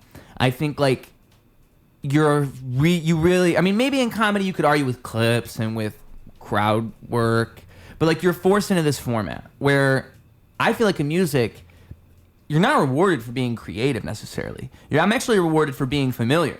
Like I'm rewarded for being like the other thing that you recognize, so that way you can identify me. And it's so fucking hard to actually be creative and do that, because I feel like to do something different. It seems almost impossible, like especially with just the direction it keeps going with popular rap and the popular pop music. It all just seems like a template. Like I could just take this template and just go. Right. And I've heard people explain it. Like there's even timings to pop songs, so you can kind of time it out. The hook, the verse is gonna be this long. Then there might be a pre-chorus. Then you get the chorus. The second verse can be half as long. You get the next chorus. You get the bridge. Then you get the last chorus. That's a pop song, and that's it. And it's like. Yeah, there's definitely a template. Yeah, and I just feel like to be truly creative, it's so fucking hard to break through that. Now more than ever, because I think now everyone's so used to just to catch someone's attention, you have to be familiar. Just to like, oh, this band sounds like this band. It's how people describe movies. If you ever look at the way that movie reviews kind of go, it's always, oh, it's this movie meets this movie. It's just like this movie. Right, they compare it to other movies. Everything is being compared, yeah. Yeah, this director is a fucking subgenre of this director, you know? Yeah. Like, this director is the next this director, you know? Exactly. Or if, like, what if someone were to call you, like, oh, Harold Patrick is the next insert comic here? Exactly. That would be the weirdest fucking thing. Exactly. It's like, no, I'm not. Yeah. Genuinely nothing like Jerry Seinfeld. I fucking... Yeah. I was going to say, what was I going to say? Who's that little guy from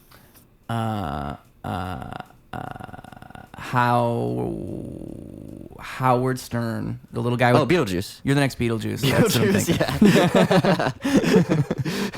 yeah. What's 2 plus 2? 7. 7. Yeah, it's about 7. About 7 of them. Beetlejuice is an icon, bro. Dude, what an icon. Is he still alive? Yes. He's still alive? He posts on Instagram still. Does he really? Dude, I got to follow him on Instagram real quick. Dude, hold on. As soon as I found that out, I was like, no way. And he posted like 2 days before. Like that. Yeah, he's active on social media. Beetlejuice never went anywhere. It's kind of amazing he doesn't have a big TikTok presence. He has to. He has to. That's his world. He would be a great guest. He would be one of the best Kill Tony guests of all time, I feel like. Oh, yeah. Oh, my God. Can you imagine? Just the shit. Beetle Pimp. Beetle Pimp? Beetle Pimp. Shout out Beetle Pimp. Beetle Pimp. Sweet, dude. I'm glad he's still alive. Me too. I never thought he'd make it. You know what I mean? Like, there's no way that guy was living to 70. You know what I mean? How old is he? He's got to be up there, right? Got to be like 50. It's got to be on. Because if he was on Howard Stern in the late 90s, mid 90s, then yeah, he'd probably have to be in his 57. 20s when that. There it is. 57 30, years 40, old. 50. That was going to be my guess, mid 50s. There you go. Yeah. Wow, mid 50s. Damn. That's wild. I wonder well, I actually think he's younger than my parents. So I'm not sure about this, but I know the taller you get, the shorter your life expectancy. He's pretty short. Could live forever. He could live forever. Could live forever. That's true. I don't know about the lifespan of little people. This is worth looking into. Because for a fact, when I see tall people, I think, haha, you're not going to live as long as me. You're dead. Yeah. Your head's hitting the ceiling fan before mine. Some people look at them and get jealous. I think of the advantages. I'm going to live. I'm going to live way longer. You. Yeah. You're like a horse. You've got way more space to pump the blood through your body. Right. That's gonna wear you out. Like Andre the Giant. Mm-hmm. You know, just kept growing. World's tallest man. I think that was like they all die when they're like 40. Yeah, they just keep going. It's kind of sad. There's like that 16-year-old. I don't think he's 16. This was a couple of years ago, so he's got to be 18 or something now. But he was like an NFL linebacker, big, like 6'8", 300 pounds, 16 years old, right? But he had that like Andre the Giant disease where he just kept growing. The opposite of dwarfism. The opposite of dwarfism, yeah. Can you imagine if you just keep shrinking, keep getting smaller? You know what I mean? Benjamin Button. Yeah, a little Benjamin Button. Yeah. You don't start old, but you just shrink. Right. It's like that happens.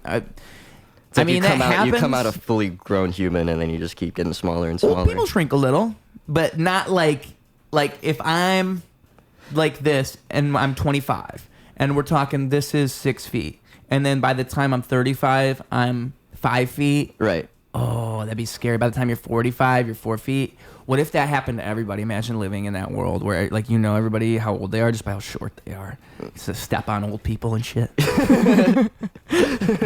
You should be walking through the fucking grocery market and just kick an old lady on accident, you know? Like, you know when you have a little dog and they just get under your feet and you just accidentally kick them? Just like, shit. Because you're, ah! Yeah. And then you gotta be like, oh, I'm so sorry. She's like 120. She's fucking tiny. So. Yeah, I just fucking... How's your day, son? Did you get the milk? Yeah, I fucking killed an old lady, though. It's actually a great, you know, in the evolution of humans, it's great that size is kind of random because you would have a crazy hierarchy if our age was like, if our height and our age were close, or if our fucking race and age were close. Oh my God, can you imagine the discrimination you would deal with? Oh my God. Like if every Indian was 8 feet tall, that would be nuts. They're all the great Kali. Dude, if they were all that big, I think we'd be in trouble. Yeah, people wouldn't even want to discriminate. They would just take over the world. No. Like fucking Indian fucking takeover style. Yeah. Yo. Although the Great Khali is actually pretty, I've heard he's pretty dumb. Like he's not that smart of a person. Well, if they were all the Great Khali. The Great Khali is literally his character from The Longest Yard. Shout out Adam Sandler. Yeah.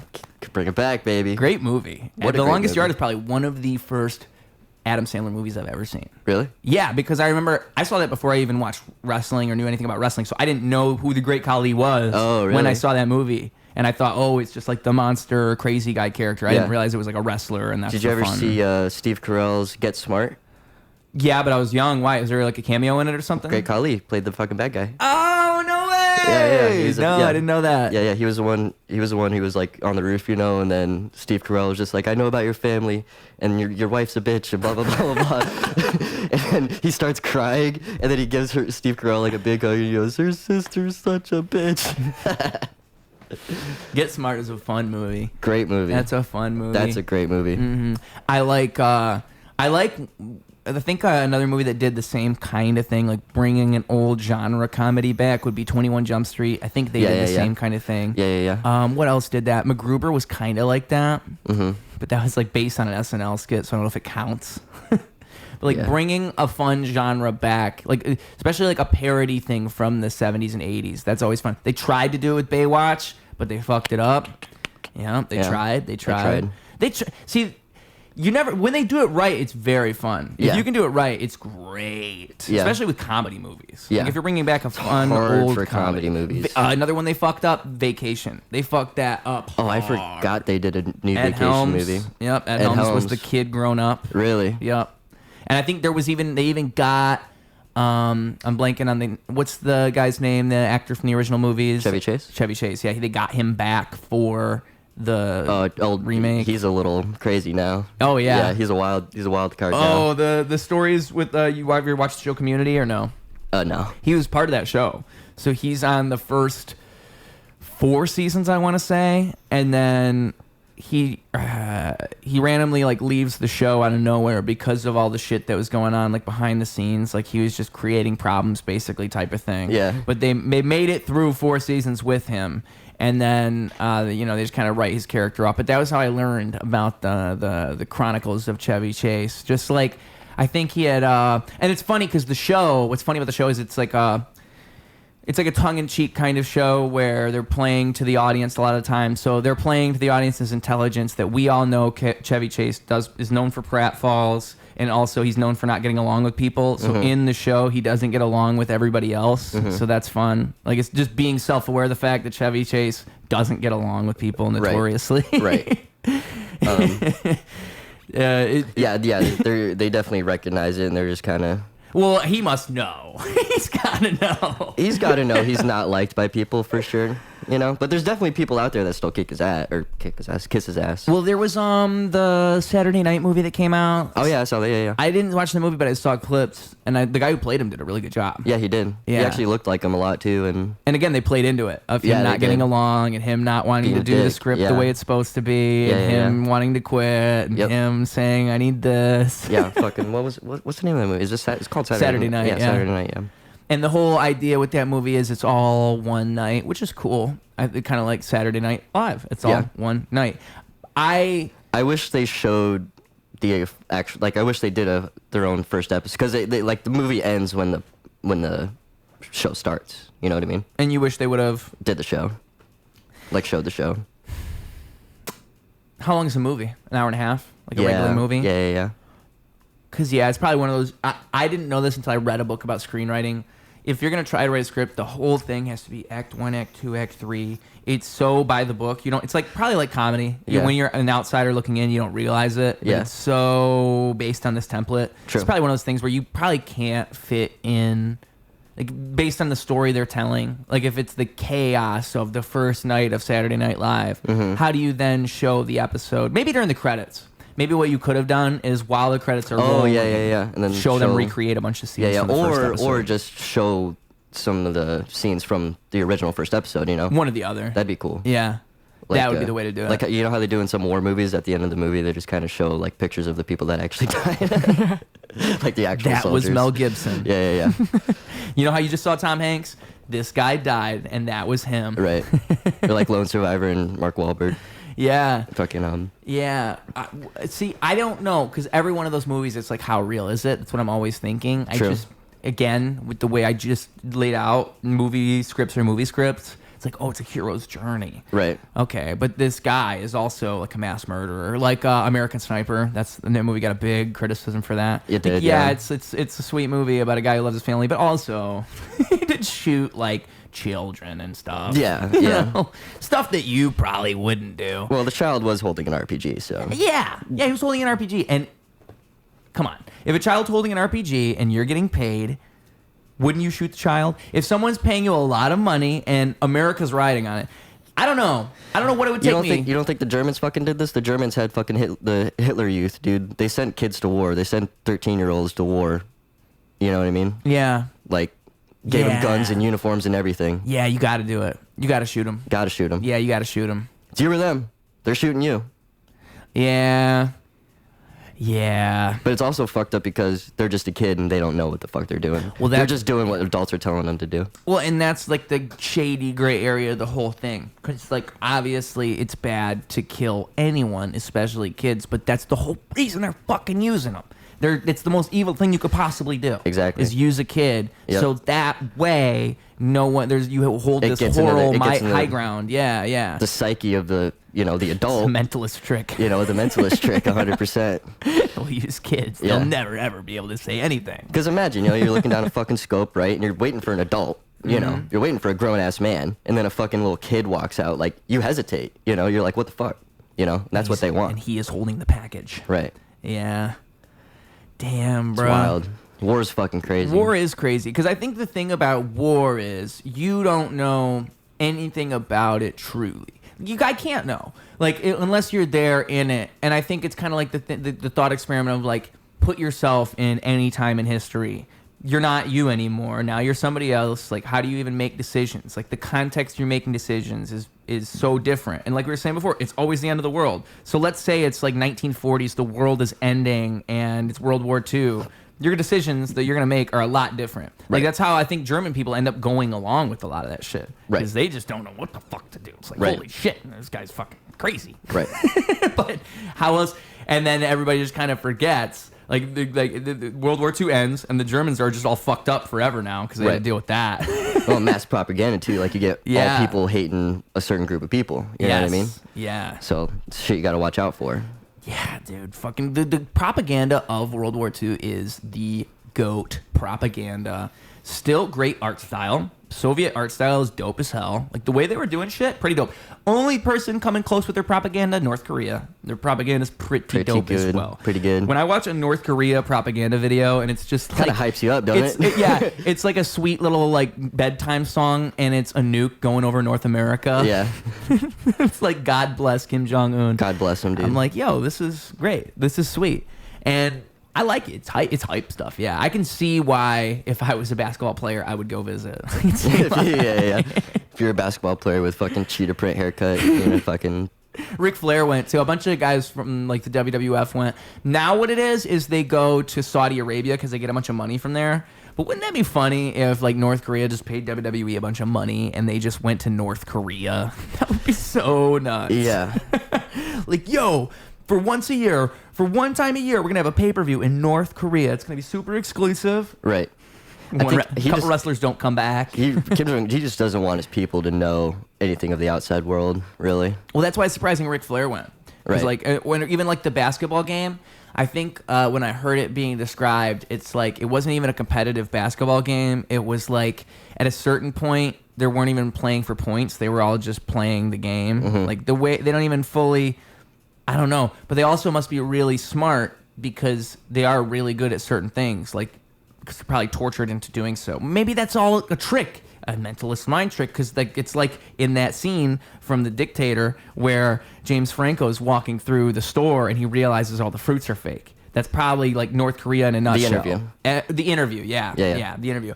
Everything is fake. So the outside looking in, you're looking at this place. Everything seems, interesting. People have talents. People are doing things. And then the more and more you look, the more and more it's like, oh, they're like raping women inside of prisons and eating humans. Mm-hmm. That's what's going on there. Mm-hmm. I think North Korea is the only place I've ever like heard about humans being actually eaten.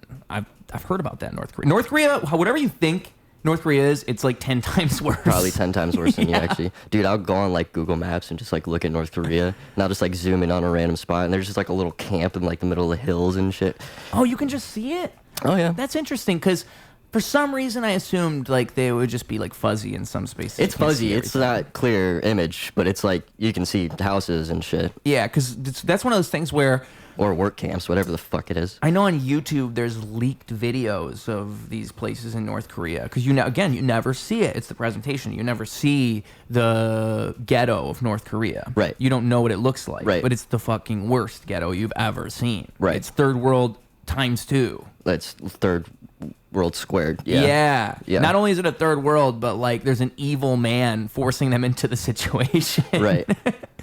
I mean, North Korea is a fucking nightmare. And then you have the whole Stockholm syndrome thing where it makes one wonder, like how much do these guys even realize what kind of simulation they're in? Like they don't even know. You can't miss what you never had. Yep, exactly. Mm-hmm. Exactly. Like at the end of the interview, that's the whole thing is, they want a revolution. When I remember when I watched that, I was like, would that actually work? Do they? Yeah, if I was to just go out in North Korea and be like, let's do it. Yeah. I feel like most of them would just be like, huh?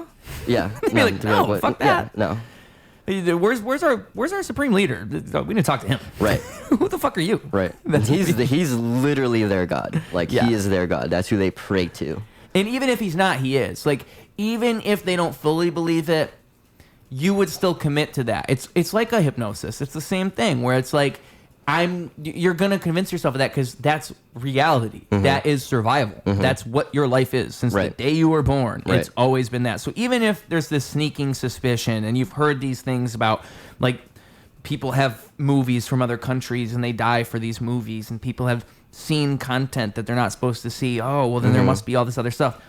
Or you'll have Americans visit and try to hand people phones. Like, if you've ever seen that. It's like in the comments, people are like, somebody probably died for this video. Yeah. Because they were handed the phone and they played Flappy Bird for 2 minutes on YouTube. And yeah, that's fucking crazy. But it's possible. That's fucking crazy. And he's telling all those people the rest of the world is worse than it is here. Yes, and another thing I just remembered. I remember there's this video of a guy waking up in his apartment in North Korea, and he's just a view out of the window, and it's crazy because it's almost like a time capsule. It's like if you got in your shower and you came out and it was 60 years ago. Right. Because it's just a bunch of cars from then. They never advanced. They never from changed. the 40s and 50s. Right. And like you said, it's a guy gaslighting a whole country. Yeah, gaslighting a whole fucking country.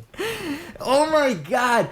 And I don't know. It's also the type of thing where, again, if I was born into that family, if you're born in the fucking Kim Jong family, you're not going to break the cycle. You're just going to be Kim Jong-un. No. So how does that end? God knows. Like North Korea is the only true, like, crazy social experiment I think we got going on for a country. Like, it's the only one you can look at and just be like, where is this one going? Yeah. I think it was a couple years ago. He had cancer, and it was his sister that was going to take over, was the rumor. Because I didn't hear about that. Yeah, he had this giant tumor on the back of his neck in a photo. Oh. Yeah, and nobody saw him for a couple weeks, but who knows? I do remember he disappeared, and then he came back, and he lost a lot of weight. And yeah, was that it? That was it. And the rumor was the sister's gonna take over. Interesting. Yeah, and I think she's next in line. Like I think that's how it goes. And you gotta imagine that fucking family dynamic. Yeah. What's her name? Kim Jong what? I don't know. It's a great question. Kim Jong Un. Kim Jong Un. Kim Jong Sun. Kim Jong Sun. Yeah. I don't know. That's a great. Actually, that women's one I do want to look up. Women's names are always named Sun. Kim Jong Un's sister. Let's figure that one out because that is some. This might be information we want to know in the next 30 years. Who knows? She might be the crazy one. She might be the one that fucks it all up. Does he have children? Kim Jo-young. Kim Jo-young. There you go. But what is it? Does he have children? I would imagine so, right? I want to say no because I think that was why it was going to be the sister. Oh, she was going to take over until the kid, I think, was old enough. Gotcha. Maybe that's what it was. Yeah, it says North Korea's Kim Yo-jong, the world's most dangerous woman. Wow. She hot? Can I see her? A little bit. A little bit. A little bit. Oh, yeah. She looks like a femme fatale. Dude, she does look like a fucking dictator. Yup. Like, she looks like she could convince me, too. Oh, 100%. She looks like the fucking bitch in Hunger Games. The Madam President. North Korea is Hunger Games. It is Hunger Games, dude. It just is. It really is. Could you imagine trying to run across that border, getting shot at? Oh my God. In South Korea or in China. Living in South Korea and just seeing the border every day. Right. Just knowing that that's what that is. Right. People just fucking that's the wall. You think Mexico's got the wall. That's the OG wall. That's the OG wall. Yeah. Well, I guess the OG wall was fucking Great Wall of China. They have a great wall, but our wall is bigger. Our wall is bigger. China's good, North Korea's good, but this one, the best wall. The Mongolians and the Mexicans are the same species. Animals, they all are. Animals. Basically, they eat animals. You are what you eat. Yeah. You are what you eat. What's the fucking Prime Minister of Mexico? Prime Minister of Mexico. Or the President of Mexico? Fuck. I don't know, but I remember he's cool. Yeah. I remember he's cool. I remember him doing cool stuff. El Chapo or something? Yeah. Might as well Who's the real president of Mexico? You know what I mean? Like, come on. Whoever that dude is, he's a fucking fugazi, dude. That movie Sicario was all about the government. Great movie, right? Yeah. Great movie. Great movie. Awesome. So that director, I'd seen all his other movies until that one because he's done so many fucking great movies. I love those, like, ghosts, like, movies, like Benicio del Toro's character. Like, he's a fucking, like, he's literally just a contractor. Like, will work for anybody for the right amount. That movie is so good because I've heard people say, like, if it was another director, that movie wouldn't have been as good. Because what they did with the movie, he was supposed to be the main character. He was supposed to be the one you follow, and it tells you his backstory from the very start. But they rewrote the script for it to be the girl, and then his backstory is a mystery. And then at a certain point in the story, if you're paying attention, I think it's like the whole narrative is told through her eyes. But I think it's right when he's in the car with the dude. That's when the rest of the story is him. Right. And it just and then it all comes over. out that, like, his wife and kids got murdered and everything. And he's Spoiler alert!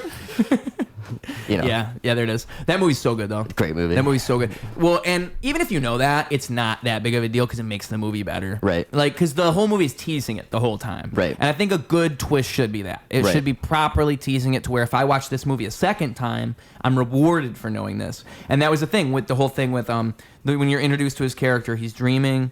And then she wakes him up. That was going to be you're seeing the dream and you see him seeing his wife and kid get murdered. And then she wakes him up. And I think that was like the start of the movie. But they changed it. So, which makes it so much more effective because it's that type of character is so interesting if you don't know something. You don't know who they are, what their motive is. The whole movie you're thinking like, what's this guy's angle? You just know he's a badass killer. Yeah. Like just a fucking, and like he a ghost. seems like he's doing it for good reasons.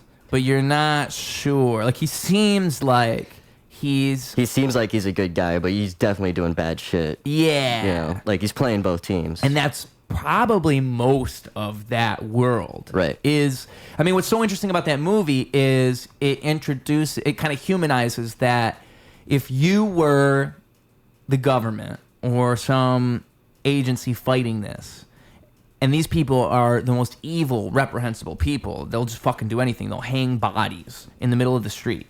What do? you hire people who are just as evil, who will break all of the rules that you need them to break in order to get this done. Right. And you will have to sink to that level. Right. Like, and they use people that, you know, if they die, they could say nothing happened. Yes. You know. That's the other big twist of that movie. Is you're thinking the whole time, why is this girl involved? Why do they even want her and this other dude involved? And it's because they're kind of just the proxy for them to do the other thing. Exactly. Yeah. Exactly. Dude, and it's crazy because it's the exact fucking thing that's happening right now. The whole cartel war is, because I mean, there's a great scene in that movie where she's saying, we caught them doing illegal things. Why don't we get them on that? We have them walking into a bank and doing this illegal shit. And then the guy's like, listen, I get you, but that's not how we're going to get it. It's not how it works, yeah. Exactly. Yeah. Which would be the most frustrating thing. And he was like, yeah, we can arrest him, but what's that going to do? You know, we just got these guys. We're looking for the bigger fish. Yep. Yeah. God, it's nuts. And that, you know, that makes me think of all these fucking undercover cops who like get into biker gangs and shit. Well, like that's how basically they have to do illegal shit and play along for years just to get there. That's how they got the mob. Yeah. They had to build a case. Oh, really? Yeah. Oh, yeah. Coming full circle yet Dude, again. They had to, like, they fucking, like, that's how they have to take down the cartel. Wow. They have to build a case. They have to let them keep doing illegal shit for years. I mean, The Sopranos, that's the whole plot of the whole fucking show. Yeah. People in the family that you never know. You never know who the snakes are. Exactly. Yeah. Yeah, it's a whole cat and mouse game you're playing. Sopranos does it really well because some people they don't even reveal it to you until like 5 seasons in. Right. Like, oh, by the way, this character was with the feds the whole time. The whole time. Yep. Yeah. Yep. Which is just fucking. Oh, that's the other crazy part about that fucking. You just can't trust nobody. Right. Oh my god. Because everybody could be a fed. Everybody could be this, dude. I couldn't. I could never be in the mafia. I could never be in a gang. I could never. I'm too agreeable. I could never pick out that somebody is a cop. I couldn't do it. If you were a cop right now, I would not know. True. You could be the undercover cop of the Chicago comedy scene. I would never know. Don't look at me like that. I could do it. Sure. Yeah. You got him when he was a puppy? Well, his mom lives with my mom.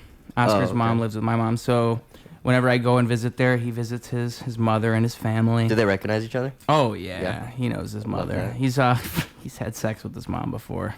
You never see dogs hump on their relatives? Yeah. Yeah, he's done that. Sometimes, like, and not only that, you look in the backyard and you're like, oh, he's stuck in his mom. Right. Like, he's like, they're both like this, like they don't know what to do. Right. It's like the red rocket is stuck. You forget dogs are still animals.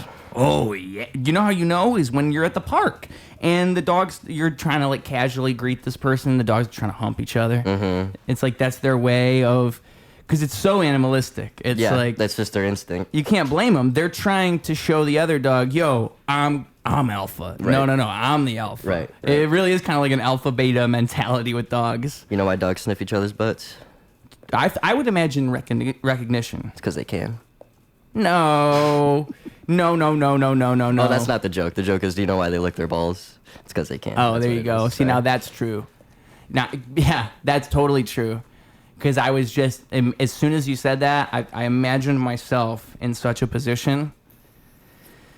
I think if you could lick your balls, you would. I want to say Bill Hicks had a great joke about sucking your own dick, where it's like every man wishes he had one extra vertebrae in his spine. Yeah. I guess the one thing we all have in common. Yeah, because Marilyn Manson, the thing with Marilyn Manson had just come out where he took out his rib, and so he could suck his own dick. I forgot that part of it. Yeah, that was the whole thing. I forgot. See, it's been so long since I heard that joke, but that is so funny because it is. Well, for one, I would have never even remembered that. I forgot Marilyn Manson did that. He really did that. He definitely took out his rib to suck his own dick. I think that was just a rumor. But I'm not 100%. I'm just trying to imagine right now, like the way because I kind of have a hunchback and I feel flexible, so I'm trying to imagine like could I get there.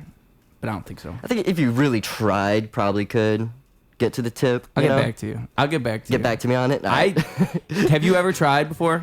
This is a real question. Maybe when I was like 5 or 6. When did I last? remember distinctly trying and then couldn't and then I want to say I was like 10. This was last week, dude. This is like, it's about to be tonight. How much is Ruse not saying? I want to see if I still got it. I kind of do. I kind of want to reinvigorate this part of myself. Yeah. Because like I am flexible. Sometimes I pull my legs back. I'll be stretching. People are like, "Wow, you're very flexible." And so are you actually flexible? Like a little bit. A little bit. Like, can you touch your toes? Oh, see, if it comes to like forward, no. I don't know why it is. Like I'm not flexible. Let me see. You know, like this? Yeah. Oh, that's what you mean? Well, like standing up, touching. Oh, probably not. No? No, but I could like, okay. Hold on. Let me do a demonstration. So I can do this. Oh, okay. There you go. This is flexible. That's pretty good. But I can't. Oh, I guess you mean like that? Straighten your knees. See, straighten out? Yeah, straighten your knees, yeah. There you go. How far can you go? That's fucked up. I'm gonna try. I don't know where I'm at on the camera right You gotta breathe out. I mean, am I allowed to bend my back at all? Yeah, you no. You keep your knees straight. You just bend all the way down. I'm doing good so far? Yep. Okay. Yeah, keep going until you can't. Oh, I think I can do this. Till your legs start shaking. No, I think I can do this. Getting there. If this counts. You're getting there. Oh, this hurts. Closer. Closer than me, man. Oh, fuck. Ow. That's not bad. I'm so close. Are you really, dude? I'd be in pain. I don't know how you're doing that. I'm in pain. Oh. Ooh, don't hurt yourself. I did it. Don't hurt yourself. Fucking A, dude. That counts? Yeah. Yeah. Got it. Fucking A. I thought I couldn't do it. Yeah, no, that's fucking. I can get down to my shin, and that's it. Then I start fucking needle leg. I think it's the skateboard. Yeah. Sometimes I'm thinking like this is probably a good ab workout. It is a core work. It's like you said, there's no handlebars, so it's all in like the legs and the core. So I think because I don't know, I felt like I might have cheated a little bit because I'll like try to stretch like that. I feel like I bent my back a little bit. I feel like I broke my own rules, but you're telling me it counted. So if you're telling me it counted, I feel good about it. You're supposed to bend your back. I'm gonna watch that back in post. Okay. There you go. It'd be like if I did push-ups and I did 50 push-ups and then I was like, those don't count. Yeah. Get mad about it. Yeah. Some people do fake push-ups. I don't know if this was real. I don't want to get too excited. I want to work myself up right now because I've never touched my toes before. Me neither, honestly. I don't even know what my toes look like. You were kind of hyping me up because I was in a lot of pain. Dude, it hurts. I don't know. Like I try and do a little stretching in the morning and I'm just like, fuck this shit, and you're dude. supposed to stretch every day. Supposed to every day, and you feel better when you do. That's the part that like it's like that with working out for me, but I think they're supposed to go hand in hand. And I think I have 15% scoliosis is what it was, so it's like you can't do surgery for something like that, but I'm supposed to do stretches every day, right? And it'll help it. Yeah, but the amount of days I haven't compared to the amount of days I have, right? It's never really too late to start. Exactly. So, and like I always catch myself. I guess 40 is too late. Gotta do this. 40 is kind of the age where everything starts to deteriorate. Even I feel like 30 to 35. It's like if you're not already heading in that direction, true. You're kind of setting yourself up for failure. Yeah, if you're like just like didn't do any workout or anything in your 20s, like. Yeah. But stretching too. Stretching is like the big thing that you don't really think about because you can work out, but you'll just wear out your muscles if you don't stretch. I wish I could do yoga. It just I don't know. Yoga is interesting because yoga is also yoga is also a meditative exercise. Yeah, you're stretching and exercising, and it's a meditative process. You get all three in one. Well, and what's interesting about it being meditative is I didn't really think about it until I was reading. Like, it's one of the meditative processes where rather than sitting there and just counting and thinking, you're actually using your body, and it's a holistic thing. Like your body is a part of the meditation, whereas that's different than if I'm just sitting here in one position. Right. Yeah. Right. Yoga. What's the difference between yoga and stretching? That's what I need to figure out. That's my next big question for the world. I need to go on ChatGPT and have it explain the difference. I think there are stretches, like definitely stretching exercises, right? But then there's like yoga poses. You know what I mean? I think I know. Like you're holding it, and then a stretch you're kind of pushing it past a point and then releasing, right? You see what I'm saying? Yoga's like planking. It's like planking, right? A plank would probably be a yoga pose. Series of different planking. Yeah. You know, there's a downward dog. That's a type of plank. You just stay in one position. Yeah. Okay. Well, do you know any yoga poses? Do you actually know any? Well, there's the tree one. Tree. You know? Oh, okay. Like that? Yeah. And then... Is there like a starfish one? I think there is. Yes, that is an actual yoga pose. That starfish. feels like one. Yeah. Like, oh, this feels like you're kind of like reaching towards the sun. Right. I feel like that's a good stretch too. What else could you do? Oh, yoga's probably like you get artsy with it. Yeah, that's the thing. See, that's why I can't do yoga. If I got to do it by myself in my own home. You know what I mean? Like going to yoga classes and being with the instructor and it seems a little gay. I don't know. Was it in one of the Grown Ups movies? There was a yoga scene, like where it's just one of the dudes being like perverted during a yoga session. Yeah, I swear that was. In and Grown my Ups. mind will go there. My mind will go there if I go to a yoga class. I just can't help it. Everybody bend forward and look up. Right. It's like I will be snickering in the back. Yeah. Yeah, you kind of would be hard to avoid. Yeah, but yoga does seem. But there's got to be that stuff too, where it's just like a yoga YouTube video. Oh, for sure, yeah. Oh man, see, or Tai Chi. You ever heard of Tai Chi? No, I don't even know what that is. It's like you ever seen those like old people in the park and they're doing like all those slow movements. That's that. That's Tai Chi. Yeah. It looks like they're in Avatar: The Last Airbender. And they're like, they're creating spells and stuff. Yeah. I love that. Yeah. That's actually dope as fuck. Yo, I would want them in a music video. I would want to learn it and then incorporate it and have them in the background. That'd be a cool use of those guys. True. They go slow though, so you got to go with like a slow beat. Do this. You speed it up. You rap in slow motion. You speed it up. Yeah. Yeah. Or you rap in slow motion. Then when you speed it up, it's normal speed, but the video's double. Damn. So boom. That's wild. And then they're going like this. Yeah. Then it looks like those fucking like punk videos. Yo, Tai Chi probably is. You could probably turn it into dance pretty quick. Oh, probably, yeah. Because it is like, it's like a witch with a cauldron or some shit. Right. You gotta feel wicked. You know? Yeah. Just fucking cast some shit around. There's got to be a method to their madness that I just don't know. It's a meditative thing. This is petting too. the cat or something. Yeah. Opening the fridge. It's like fucking the Karate Kid. How they just invented a bunch jack of. it on, jack it off. It's just normal shit, but they invented a bunch of names for him. Right. Open the fridge. Oh, this would be open the fridge for sure. Yeah. Open the fridge. Yeah. What else could you do? Stroke the penis. You got me. Yeah, dude. I don't know. I think I'll wait till I'm older to do Tai Chi. But yoga, I should get into yoga, dude. Because you really do get all the benefits of like working out, meditation, and stretching all in one with yoga. Trifecta. You get the trifecta with it. You know what I mean? Mm-hmm. So. But you mean by yourself? You don't mean like... I wouldn't go to a class. Yeah. I wouldn't go to a class. Yeah. What's stopping you then? Exactly. Myself. You could do it today. I could. That could be the rest of this episode of Ruse Radio. If we just do yoga. Yeah, again, I wouldn't want to do it with you. I would just want to be just alone.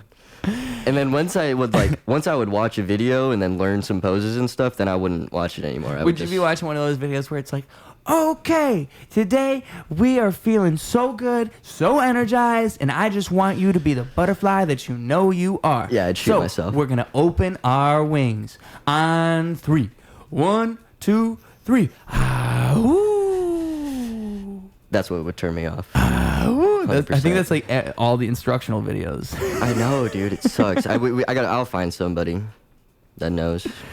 I mean, that's like has my personality. Probably would be as simple that like there is like yoga content curated for people like you and I, or yoga for guys. Yoga for dudes. Yoga for dudes. Yo, if someone hasn't done it yet, that's waiting to happen. It's got to. Yeah. that could be. It's like, all right, guys, pop open a brisky and do some poses real quick. Some of them are gonna feel a little gay, but just bear with me, bro. Don't worry, bro. You say no homo before you do these stretches, you're all good. Matter of fact, take a sip of that brewski before you do this. That's right. Toast it, pour a little bit out for your last loved one who passed away. Let's go. 15 minutes, we'll do another brewski break. Brewski break. Brewski break would be so good. Yeah. All right, chug. I could probably kill a 6-pack in an hour, you know? Just doing yoga with it. That would be such a dope thing.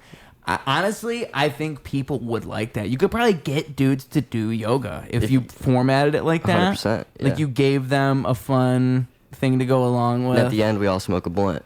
Yo, stick around for the end for the blunt trauma. Yoga dudes. Yoga dudes. Fuck yeah. Fuck yeah, that's got to be a thing though. It's got to be. There's no way it does. There's no way. It's such a good idea, but I don't think it exists. So that's why I think it's so good. There's no way there's like dude yoga. It just sounds so specific. I don't know. And I don't think anybody would be doing it right. Maybe there's like one guy trying to do it, but it's lame. You know? Yeah. I don't think it's something that's taken off. If we're talking about it and we haven't seen it yet, it probably doesn't exist. Taken off. Yeah, no. Yeah. We need to get a group of guys out in like Humboldt Park, dude, in the middle of the park. As you were saying this, I'm like, honestly, like this is not a bad idea. Yeah, like if one of us has to pivot like our career a little bit. Yeah, we could start this. We could get comedians would do that. Oh, 100%. Just ask like it's a skit. It's comedians will do anything with alcohol involved. Yeah. There will be multiple six packs and brewski breaks. Brewski breaks. They will be part of the program. That's right. We need you to drink. No, you can't. Like you can't be sober doing this. There's no possible way. Would there be any women involved? Because it's a dude show. How would you, if that's a tough one, how do you involve the women on the dude show? You'd have to be careful if you're going to throw the women in because... They got to be super cool. They got to be run by me. We have to approve. We got to approve. All this guy, we got to all sit in a circle, and she's got to go in the middle and prove herself why she's got to be part of the dudes. You know what I mean? Like Emily Ogle automatically, she's in it. She's in. You know what I mean? Like there's obviously like no-brainers that will be in it. I feel like lesbians have an unfair advantage, though. Yeah. To be honest. Yeah, there's uncool lesbians. Yeah, that's true. I'm not saying there's not. I just feel like based on the overall architecture of the lesbian that I observe, I would guess lesbians would fare better in this. Like if we were to pool, circle, sure. If we did an actual experiment and it was lesbians versus straight women, I feel like the lesbian women, it's just because we're dudes. I think it's just because we're dudes and they want and they don't want women. They don't want dudes. They want women. And in some weird way, they relate to us in that for some reason makes us think they're a good. Because they're also dating women. Yeah, we're like, yo, we get you. Yeah. In our dumb man brains, for some reason, I think that makes perfect sense. No, it does make sense. Yeah. It does because they're. And I acknowledge that it is wholly stupid. Right. Yeah. Right. But I think if we were to do the test, I think that would check out. Right. And then, there was always like tomboys, Yeah. Tomboys was a huge thing. Yes. Tomboys and they weren't always lesbians. They were just, And they aren't always lesbians. But I proclaim, if you were to do the poll and do the test, more tomboys turned out to be lesbians than not. 100%. I would have to agree with that as well. It'd probably be very hard to figure out, but that would be. I knew a tomboy growing up, and she was she came out as straight. She was like, "I'm straight," And we're like, "What? You're fucking joking? No way! No way!" Yeah. And you dress like that? Yeah, like fucking. We share clothes. What are you talking about, dude? Like she was always wearing baggy shit, dude, and she was always straight and never changed? Hell of a basketball player. Hell of a basketball player. Yeah. Always straight? Always straight. Interesting. Still straight. See, and that happens too. Sometimes that just happens. Yeah. I mean, that's the problem with stereotypes is they do exist, but also like if you don't fit the stereotype, damn, that would suck. Yeah. To be the woman that's masculine. Yeah. But also like, no, I'm not a fucking lesbian. Right. Because that probably does happen to a lot of women. Fucking, I'll shout out any masculine. I'll shout out a comic right now. Fucking Julia Reddig. You know Julia? No. She's hilarious. Is this her? This happens her. Yeah, to her? Oh yeah, yeah. No, I am not a lesbian for the last time. Yes. And she's always. What does she say? She's like, fuck. What does she say? Something along the lines of like, she's not girly enough for the girls, but she's too boyish for the guys to date the guys, type of thing. Fuck. Nah, I'm butchering it, but yeah. So she knows. Yeah, she gets it. She gets knows. it. Yeah. Damn. She's like, she's always, I'm one of the dudes. That's what she's always said. She says, I'm just one of the dudes. See, I worry that I have the accidental problem and I present myself as an accidental gay. So I can understand, like, getting the accidental lesbian thing. You're wearing a flamingo shirt. I know. I'm just saying. I know. See, that's exactly it. Yeah. Like, I can't even be upset. And I just kind of have to take it. Like, it is what it is. My whole life I've been dodging these allegations. My family, when I was younger, they used to accuse me of being gay. Did they ever come up to you and just be like, you can tell us, right? Like, it's okay. We'll still love you. Did they ever do that to you? Never that explicitly, but kind of always an undercurrent of that. Okay. Yeah. Like, my mom wanted me to be gay. It always felt like, if you're gay, we're okay with it, and you can tell us if you want. Right. But never someone walking up to me and actually saying. Right. Not actually being. But I understand. Yeah. Yeah. Your mom wanted you to be gay? Oh yeah. Like she told you? Yeah. Oh yeah. She was like, I wish you were gay. Well, I mean, there's perks. Yeah. Well, she says gay guys never leave their mothers, but it's like, what the fuck? What do you think I'm just gonna walk out on you? Like, what the fuck are you talking about? I wonder if she's right. I never thought about that. I guess it depends on their relationship with their mother. Yeah, because I feel like most men never leave their mother. Like, that's kind of a trope of, like a man can be, like, evil and fucked up, but he'll always love his mom, and his mom will always love him. Like, you know, that's just kind of... I feel like that's what it is. Every guy's a mama's boy. Yeah. That'd be my guess. That's funny that your mom would say that. You gotta be gay. Yeah. Wonder why she thinks that. I would want to ask her, like, where do you get that idea? I think she just wanted like just a gay best friend, you know? Oh, see, now that's understandable. Yeah. I could she never really got that. I could never understand the relationship a girl has with like a gay bestie. I could never understand that. Right. Just I guess similar to us being friends with a lesbian. You know what I mean?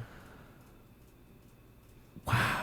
Probably right. Right? It's Does similar. A woman, like a straight woman, looking at us hanging out with a lesbian, is that the same feeling as if I'm going to watch a woman hang out with a gay man? It probably is. Probably. Like, oh, damn, he's winning her over in all these ways I can't. Right. Because that is how it feels. Right. It's like, oh, damn, that gay guy's just like being so like slay and shit, and she likes that. Right. I wouldn't say slay, but she seems to think that's funny and shit. Oh, what's going on here? It's like the gay guys performing witchcraft or something. Well, they just click. They just click. They just click. Yeah. Like, oh my God, girl, stop. The same interests, you know. Yeah. Guys. And if it's a lesbian, it tends to be the same. Mm-hmm. You know, I mean, what I always wonder about with like gay guys is where the gay voice like starts and ends. It's a very interesting They can phenomenon. go in and out. I know. You know what I mean? And like, I didn't used to understand that because I used to think that was like something that happened and it just came along the way. But then I realized it's as if I softened my voice, then I talked a little bit more like this instead of talking the other way I was just talking. Like, I think there's a little bit of a thing that they're doing that they just learned to talk a certain way. It's just a little bit higher, you know, and sometimes they just slips a little S's, you know, just a little. Oh, see, the S's are the very... S's is where, but I didn't want to go too hard on the S's to, like... It sounds like steam escaping. Steam, but I didn't want to exaggerate, like, the steam and all that. No, you don't want to keep going. You don't want to keep... Oh, I like that. And you invigorate the hands. You want to put the hands in there. You want to make sure. I forgot it was hands. I was going to say hands, like normal, like hands. Hands. But I said hand. You say hands. And you're right, because it's like, honestly, you have to just be seriously... invigorated. You just gotta be... You gotta be woke. Like, I think you gotta wake up and look at the sun and be invigorated. Like, I'm alive today. And woken up. That's right. And I drink, like, hella coffee. Like a lot of coffee? It's, like, totally gay. Is it, like, a lot of coffee, or is it, like, just a lot of coffee? It's, like, 7 million. Well, I'm totally kidding. It's, like, 4 cups. Oh, okay, girl. That's not too bad. Girl, stop. Girl. The way they do it, they go, girl. I don't know. That wasn't... So, yeah, I think imagine living like that all the time, though. Because what I always think when I hear that, and I'm not judging anybody, I just don't like the idea of, like, pretending, like, of doing something that I think I'm supposed to do. Like, doing the... Like, if I... Because to me, it reflects. Like, you think that people... expect you to sound like that. Like, you think that's the thing you're supposed to do. Right. Which is like, I'd rather be original and sound different and not do the thing that everybody else is doing. And I feel like that's kind of, if you're gonna put on a voice, like, I mean, I don't know, but at the same time, I don't know, there's probably this whole psychology to it. Like, maybe it's kind of a thing you would do if you were gay and it was something that wasn't too popular. Maybe it's a way we could communicate, hey, I'm gay, I'm using the thing, I'm doing the thing, I'm talking in the way, I know. Right. but maybe not everyone catches on, obviously, because it's just a voice. That's probably part of it. Even God knows. I really wonder where it starts. That's For really sure. what I'm saying. Where does gay boy start? I'm very like I definitely think your environment shapes you. You know? Of course. So like if you're a gay guy and you're growing up, right, you're most likely hanging out with women most of the time. You know. So you're talking how they talk. You know, you're liking what they like and shit, right? But there are gay guys out there who. You're like, oh, you're gay, like you talk like a guy, quote unquote, right? Yeah. But you fucking you're not showing all those gay signs. You know, you're not like all flamboyant and blah blah blah. Tim blah. Dillon, I feel like, is the number 100%. One example of like a gay guy that I still question. Like, but do I believe it? He probably grew up more around guys, hanging out with the guys rather than hanging out with the girls. You know, so that's shaped his environment. Yeah. You know. Yeah, no, I think that's like, I mean, that's always the interesting thing to me is like, how do you get where you are? How do you become that thing that you are now? Yeah. You know, because like, to me, that's more interesting than what you are. It's like, how do you get, why would you even say the things that you're saying? You know? Right. I had a cousin fucking, he's passed away now, unfortunately, but he married an Australian woman and moved to Australia. And so that's where he spent the rest of his life. And whenever he'd come back to the States, to Chicago, he'd like start saying, you know, mate and shit, you know, like he was getting, he had a little bit of an accent. Because that was his environment. It was his environment, right? That's all the people he was around, and those are his friends he was hanging out with. It's crazy that accents work like that too. You live somewhere long enough, and you just start to lose it. You start to lose your accent. You start I don't know saying how, shit. We were talking about Emily before. I don't know how long she's been here, but she still has a strong Southern accent. You could take the girl out of the South. You can't take the South out of the girl, man. that Southern shit runs deep. It sure does. It sure does. My dad's been here. He's from Southwest Missouri, right? And he's been here. He's been in Chicago since My sister was born in '96, so he was here in '94. That's how long he's been in Chicago. And every time I go down to Missouri, his accent comes back, and he starts it comes back over and over again. Mm-hmm. It'll slip away, and then it comes back. Mm-hmm. That's so crazy. Because again, it makes me think like, how does that even work? How do accents even work? You know, like you'll see like code shifting or whatever you call it, where people. It is almost like that. It's the same, but it's on a grander scale. Yeah. Because you adapt over time. He's seen his friends that he grew up with. You know, all his family again and shit. So it's like. Of course, you would talk like that. Yeah. Like, imagine if you were from the UK and you move here and then you fly back. And now you're talking like this, but then you have to slip right back into this all of a sudden because everyone's talking like this or whatever. Right. And then you have to go back to America again. Right. Yeah. That would trip I met this girl recently. Well, it's my girlfriend's friend, and she is from Sweden. Sweden's a strong accent, right? She has the most American accent I've ever heard. Oh, really? Yeah. But she was born and raised there. Right. So I asked her, I was like, where's the accent? And then she just switched back into it. And she was like, you mean this one? You know, like she just kind of. Wow. Yeah. I mean, actors can do it really well too. There's so many. Like Christian Bale, a lot of people still probably don't even know that he's English. Right. Yeah. Yeah. He's so many American roles. I mean, it's what he's known for. Yeah. All of his American roles. He's done so many different voices in an American accent. Now I'm trying to think, what movie did he do where he didn't do an American accent? Oh, that's a good question. Like actually his normal accent? Yeah, his normal. Or even not even just or just not an American accent. Yeah, I'm trying to think. Oh, he's done movies for sure where it wasn't an American accent. Batman.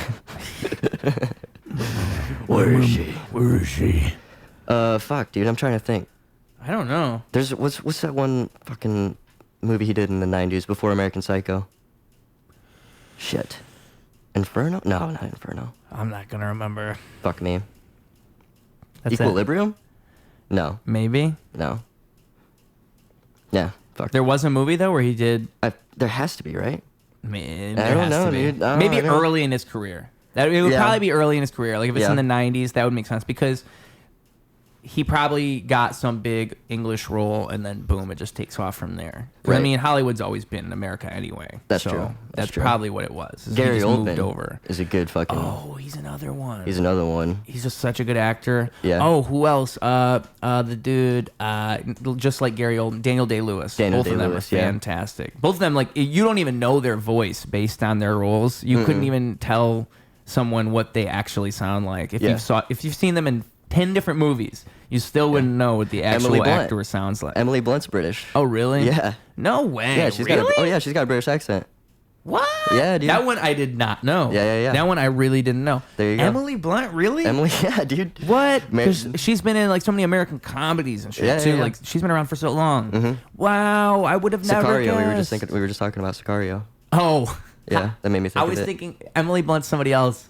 I was thinking of Emma Stone. I don't know why. I was thinking of Emma Stone.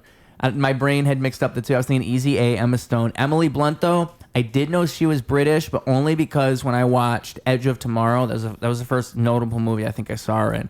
I watched the interviews for that movie, and I was like, whoa, she's British. So I learned, but really quickly. Yeah. Yeah, because the movie, you never know. Right. It's just so crazy how people can do accents that well. Like, and for a film, it's so different than like if I'm just pulling a voice out of my ass. Like that's such a different thing to ask of somebody. Mm-hmm. Like you're professionally being paid to do a voice really well. Yeah. I think and Americans can't really do British accents that well. No. Like you can tell it's an American doing a British accent, but a British person doing an American accent, you can't tell it's a British person doing an American accent. Benedict Cumberbatch is another good one. Yes.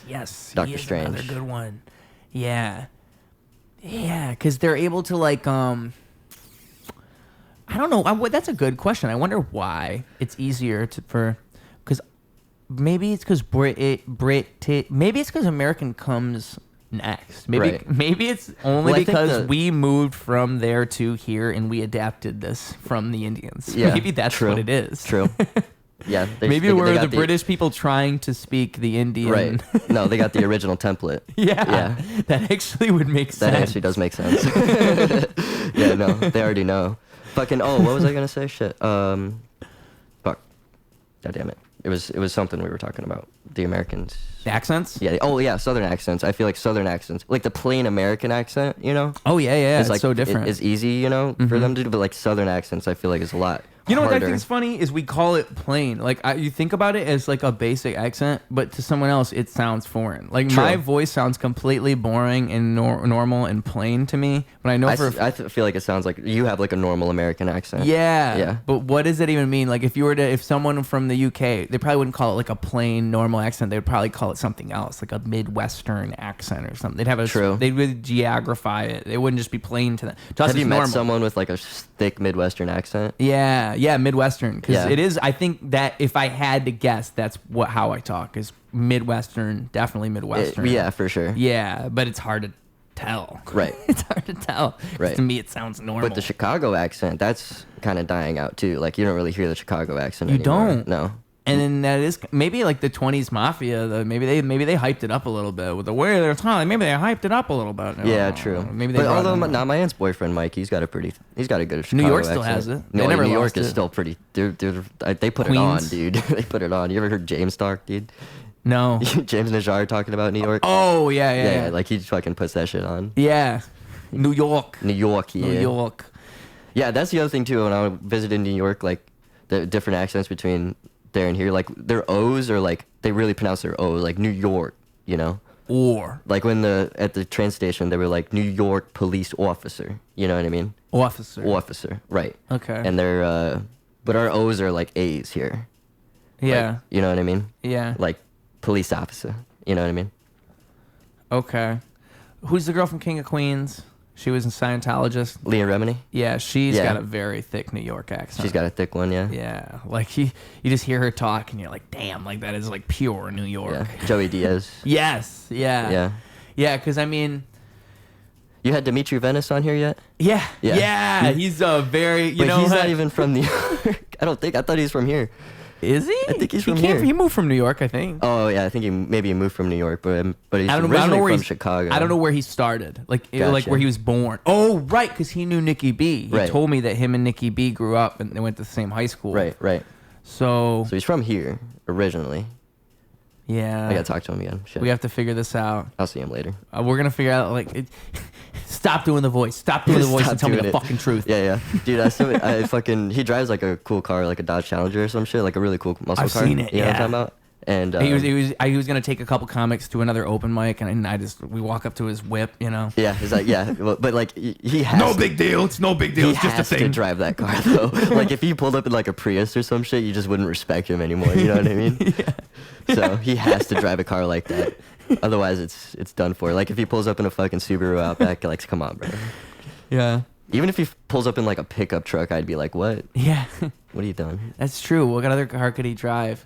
It has to be a muscle car. Yeah, a muscle car. Muscle car. I don't see him in a sports car. He's not like that. He's more like a subtle flex. You know, not like a full out flex, but like just a little more subtle. What do you expect me to do? Right. What do you expect me to do, huh? It's a good car. It looks good. Yeah. The bitches love it. Yeah. You know, it is funny how it kind of reflects you like that. It does kind of reflect you like that. Your car really is a reflection of you. If I see someone in a bitch ass car, like those tiny cars, like I just feel like it's practically not smart to be in a car that is like a normal car is this big, and this car is this big. Like I'm talking for the viewers, normal car is like the number 2. And then the other car is like 0.5. Like, right. You ever see those tiny cars? Smart cars, yeah. Yeah, it just seems like if you ever get in an accident, you are fucked. Dude, I would love to see one of those things like go rolling through the fucking sky. Like rolling off the highway. Just takes off like a soccer ball. Bro, it has to, right? Oh my god. Although, I don't know. It's probably got good, what you call it, center of gravity. It probably stays down. Yeah, that. But the thing is, the cars are built that way for a reason. Like you have all that space in front of you so that it's crumble space. Yeah, crumble space. Yeah, you have none of that with these cars. No. So that's what I'm thinking about. Like if I'm going 40 or 50 and I smash into something, which can happen to anybody. Yeah, I don't see any reason to buy that car. And that's what I'm saying. When I see someone in that car, I'm thinking, like, that's the type of person that would make a mistake. Yeah, they made mistakes in their life. They're still making them. Yeah. Big ones. That's a reflection of who they are. I feel like those cars should only be like, you know those zip cars? You know what I'm talking about? Maybe. It's like a rent-a-car, basically. Oh, yeah, they should be for that. Yeah, they should. Disposable cars. Like exactly. a disposable battery. Like you cannot buy this. These are bullshit cars. Exactly. Bullshit car. Exactly. Yeah. Like you need to get from point A to point B really quickly. Then you need to get to their fucking, you can take this. That's a good idea. You know what I mean? That's what they should be for. Put them where they belong in society. Exactly. They should not be on the highway. They should be on retail on the fucking highway. Although I've never seen one of them on the highway though. Now that I'm thinking about it. I had a friend. He has an electric scooter that goes 50 miles per hour, but he's telling me I don't go that fast all the time. What do you think I am, crazy? And he was showing me this video of there's these YouTubers who have these scooters that go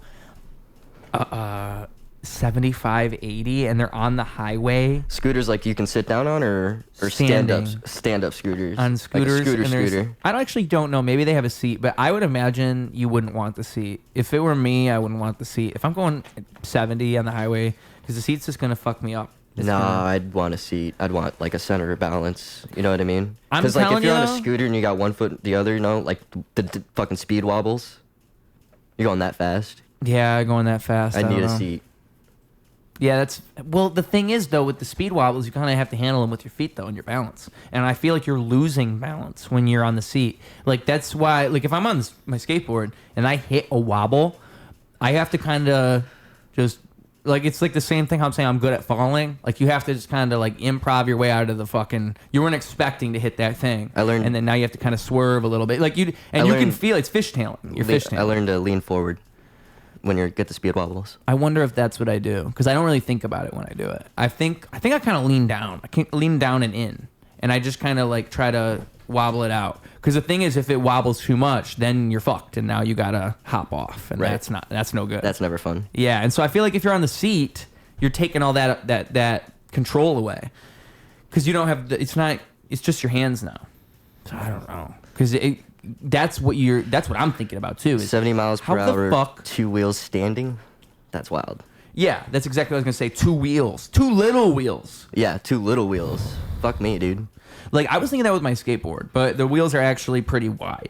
So like you're going that speed, you need a certain like wheel diameter. Like you can't have that small wheels. Otherwise I would imagine it'd be fat ass wheels. Yeah. Like those one wheel things. People go 50 miles an hour on They go them. pretty quick on them, yeah. Yeah, but I've seen thick. Again, YouTubers, like They're there's people on YouTube who it's a whole crew of people they'll meet and they will ride on their one wheels going like 60 along trails. And but they're very there's different models even. There's different models. Some are thicker than others. I like the one wheel where it's like you're standing on it like this and it's in the middle, not the one like a skateboard where you like lean forward on it.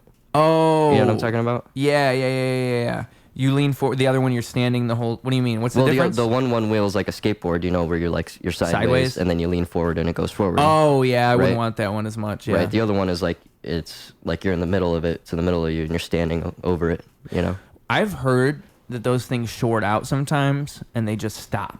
Like I had someone tell me that once. Like you'll be riding and it just stops. Because they owned one. Yeah. And they own one and they said, yeah, it's just like a problem. Like you'll see it on forums. Like stops on a dime or it like just slows down? Stops. My skateboard, if it turns off, it turns off. These things stop. Gotcha. Which, well, can you imagine? It just, you just go Flings, flying off. Yeah, fuck that. Because that would be fucking terrible. It's completely out of your control. No wonder they're like, if you see those guys dressing up like they dress up like they're fucking riding a motorcycle. You know what I mean? Probably because of that.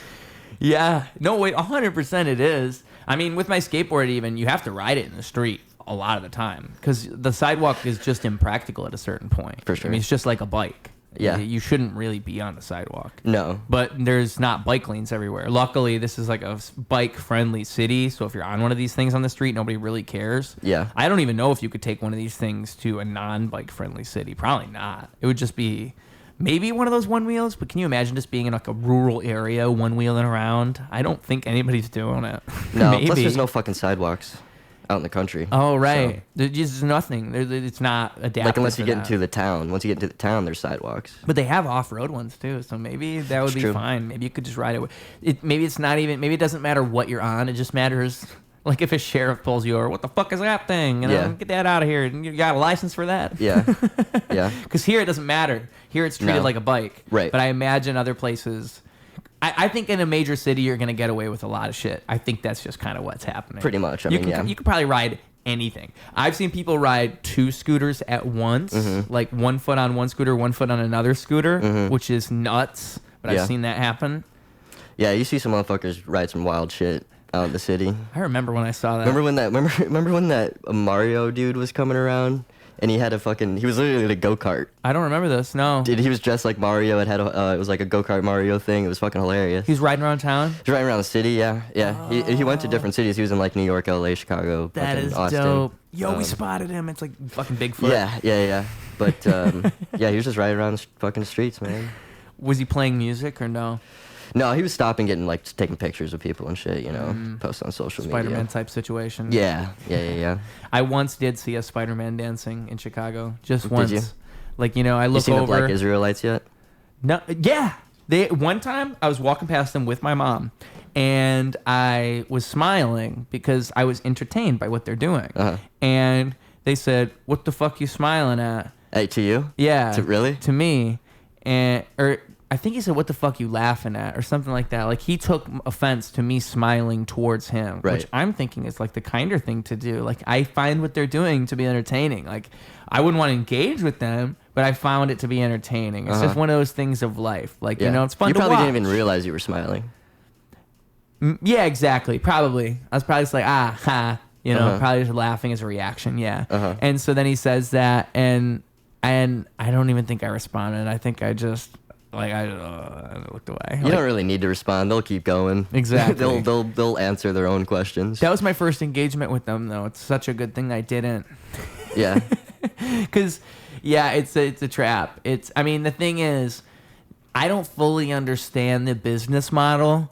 Like they just stand out there all day. They're right next to where I work. So if I'm taking the red line to work, I'm gonna get off at Harrison, and then Giordano's is right there. So if I'm walking up, you're naturally going to pass the corner of the Jewel Osco, which is near that red line stop. Maybe I'm sorry, Roosevelt. Roosevelt's after Harrison if you're going south. So it's Roosevelt that you get off at. And then you're passing the Jewel Osco, and there they are. They like to hang out there. And that's actually where the story happened, that my first engagement with them was right around that corner. I think they really like it over there for some reason. I don't know why. I usually only ever see them on Michigan Avenue right by the river. Oh, okay. Going over the bridge. I don't know. I probably have seen them there. Where the Wrigley building is in the Or that's not the Wrigley building. What's that fucking whatever that building's called and with the Walgreens there. Okay. Going right over the river. I know what you're talking about. I'm trying to think of the last time you mean over by the riverfront, like the whole Riverwalk area, like over there? Right before you walk down, yeah. Yeah, okay. Yeah. I don't know if I've caught them there then. It's Mag Mile. Yeah. Yeah. I just don't hang out there enough. That's probably why. True. I haven't seen them there yet. Because I mean, that's what I'm saying. The reason I know that they're in this one place is because I pass them on the way to work, and I'm honestly, like, damn, these guys are out here every day. True. Yeah. True. Continue. But the one on Michigan, that's like the big protest spot where, like, if you want to protest something, you go there. When I had family visiting, it was we were pulling through there, and it was just a gigantic one. Yeah. It was a gigantic one right next to all those bridges. Yep. Yeah. That's it. Yeah. I don't wonder why that's like protest central. I don't know. Maybe there's just like they let them do it. Maybe it's a legality thing. It's that, and then City Hall, where Daily Deposit is. Yeah. That's a big protest spot too. But what were we saying right before the protest thing? Black Israelites. Yeah, those guys. They're dedicated. They are. They're almost like Scientologists. Pretty close. Not that different. When you really think about it, like there's because it is a religion, and they want you to join. It's kind of like pyramid. Well, they don't want you to join. Not me. No. But I'm a representation of, like, in the same way that Scientology, like, if I'm not part of the religion, if I'm against the religion, I'm like evil and I'm the bad thing about the world. True. No, but that's the thing about Black Israelites is you can be for them and they'll still see you as evil because you're white. Yeah. So. Yeah. They're definitely a lot more locked down than the Scientologists are. It's funny because when I walk past them, they'll have like a phone set up on a tripod and they're live streaming, just talking to the phone, like, yo, we out here. Then they start preaching and just, oh, man. Yeah. I honestly would just... I respect the freedom of it. I respect the fact that... I'd like to sit down with one of them. Yeah. I would like to. But, what does it remind me of? I think there is a thing where Sacha Baron Cohen sits down with a couple KKK members. I want to say it's Sacha Baron Cohen. It's from a long time ago, and it was on a talk show. And he kind of just makes a fool out of them, but he does it through talking to them. I feel like that's the best way you could possibly treat a conversation like that. You don't want to like intentionally make them look bad. Like, obviously, you want to let them make themselves look bad. Right. Because they will. Right. Yeah, Oprah did that or some shit when she brought in those really religious people, the preacher kid or whatever. Oh, the Westboro Baptist Church. I think it was Westboro Baptist Church. Yeah, those guys. They're the holy grail of the crazies. Fucking A. Yeah. Yeah. I heard they changed a little though. The rebranding. Yeah. Like they're not going so hard on the gays anymore. So I didn't know, like, there was an episode of Joe Rogan where one of those girls from that came out and she was being interviewed. I can't remember her name. I don't know if she did anything else, like other interviews and stuff like that. But she did a TED Talk. Did she? Oh, okay. I should check that out then. It's pretty much the same story. Same thing. Yeah. It's just so interesting to hear that because, I mean, it is a cult in this very strange way.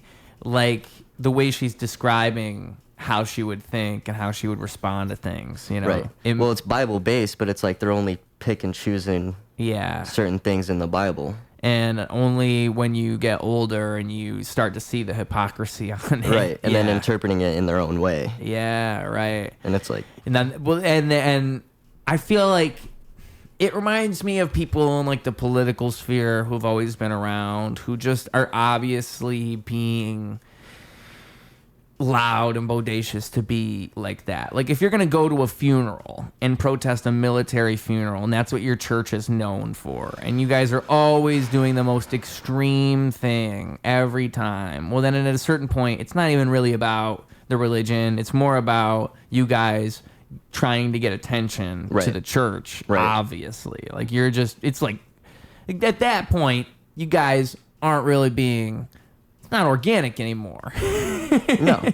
So, yeah. But I don't know. I don't know what the point is. I don't know what their angle even is. That's what confuses me. It just doesn't even really make sense. If they really believe that that's the way, it's just to like hate on everything. They're just haters. But that's the thing. They don't call it hate. They call it preaching and spreading the word of God, right? And they say it because they love you, right? They love you, Ruse.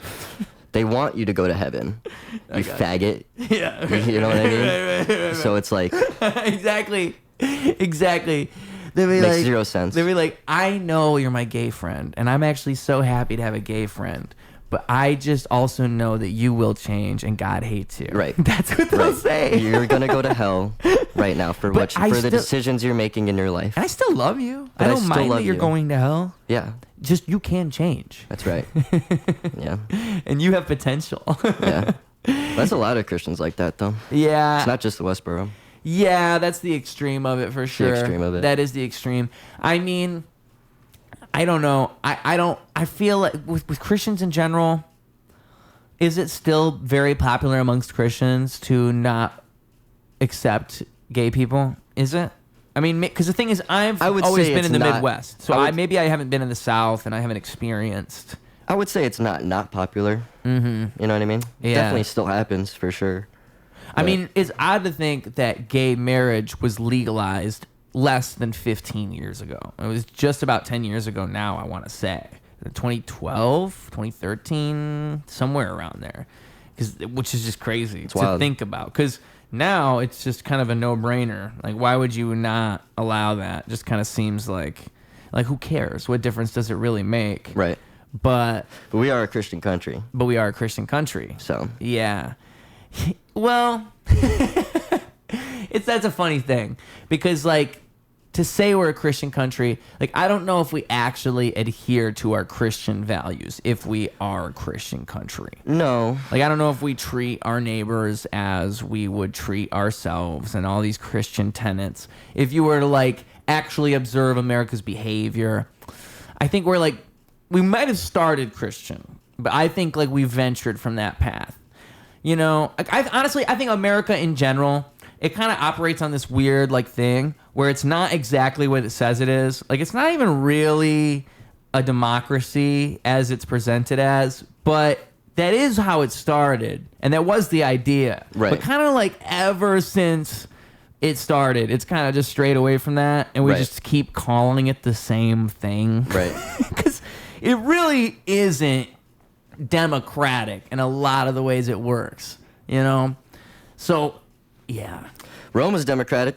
Rome was well, that's where we got it from, right? That's the idea. States. Right. They were the ones. Right, they were the ones. I think actually it's Greeks. I think Greeks started the states. Yeah, you're right. Greece was was the first democratic country. Mm-hmm. But the Romans were democratic up until the end.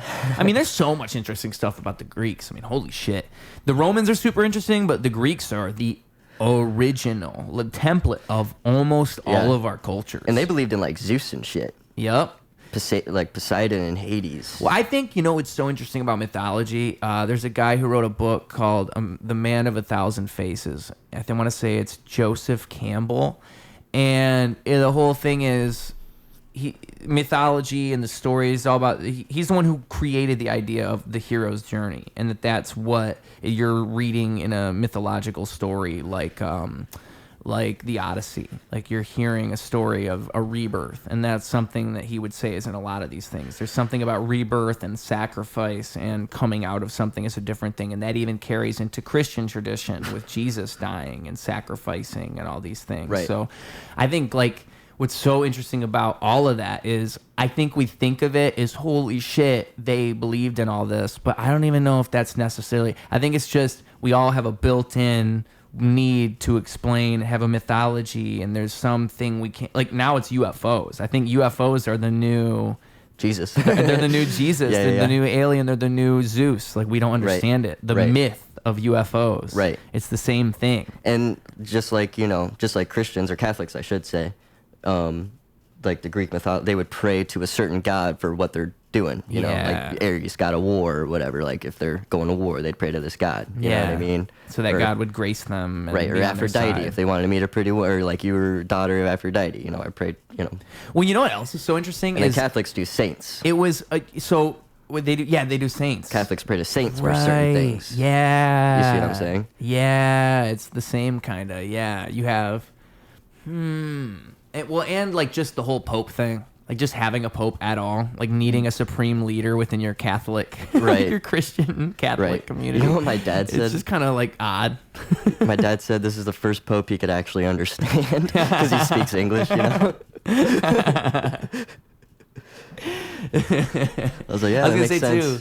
What's so crazy is the gods were assembled over. It's like all these Greek states didn't all start out like getting along. So like the way that you end, it's all like domination and making other cultures adapt to your culture. And I think with like the Greeks and the Romans, like it's the reason the Roman gods are an adaptation of the Greek gods, because they kept just building upon this original template. And then I think there's some stories of like there's conflicting things you'll hear, because Zeus isn't always the same Zeus. Like Zeus in some stories is this guy who fucks around and cheats on his wife and does all this stuff. But in other stories, he's just this perfect god who does everything right and wouldn't do anything wrong. Right. And that's because you have two different Greek city-states making up the main... Like, it's interesting that our mind... It's a natural thing for our minds to do, to not only make gods, but to make like 10 gods, and one that represents chaos and one that represents the all-knowing one. And that's what they all did. And then they were all like, yeah, let's just make like a greatest hits of this, and that'll be the Greek mythology. Like, we don't think of it that way. We just think they had all these gods. Right. But it was like a bunch of different stories that a bunch of fucking people told that became this gigantic story. It's kind of wild. That we all know. Yeah. And then the Romans just happened to make their own version and carry it forward. Right. It always confuses me. Like, there's different names. There's the Greek names and the Roman names, but they're all the same gods. Right. Yeah. And then fucking the Jews, of course. Yeah, the Jews are the beginning of all those Abrahamic religions, though. It's wild. They're the ones you got to give it to them. Got to give it to them. I mean, they can come up with a hell of a story. That's why it's their chosen land. That's why. Got to give it to them, man. Writer's credit. Yeah. Isn't it crazy how a fucking how just a book and an idea can just... The Bible's 2,000 years old.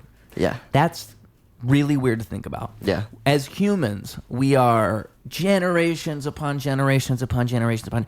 Like, your ancestors were looking like gorillas. All of us were.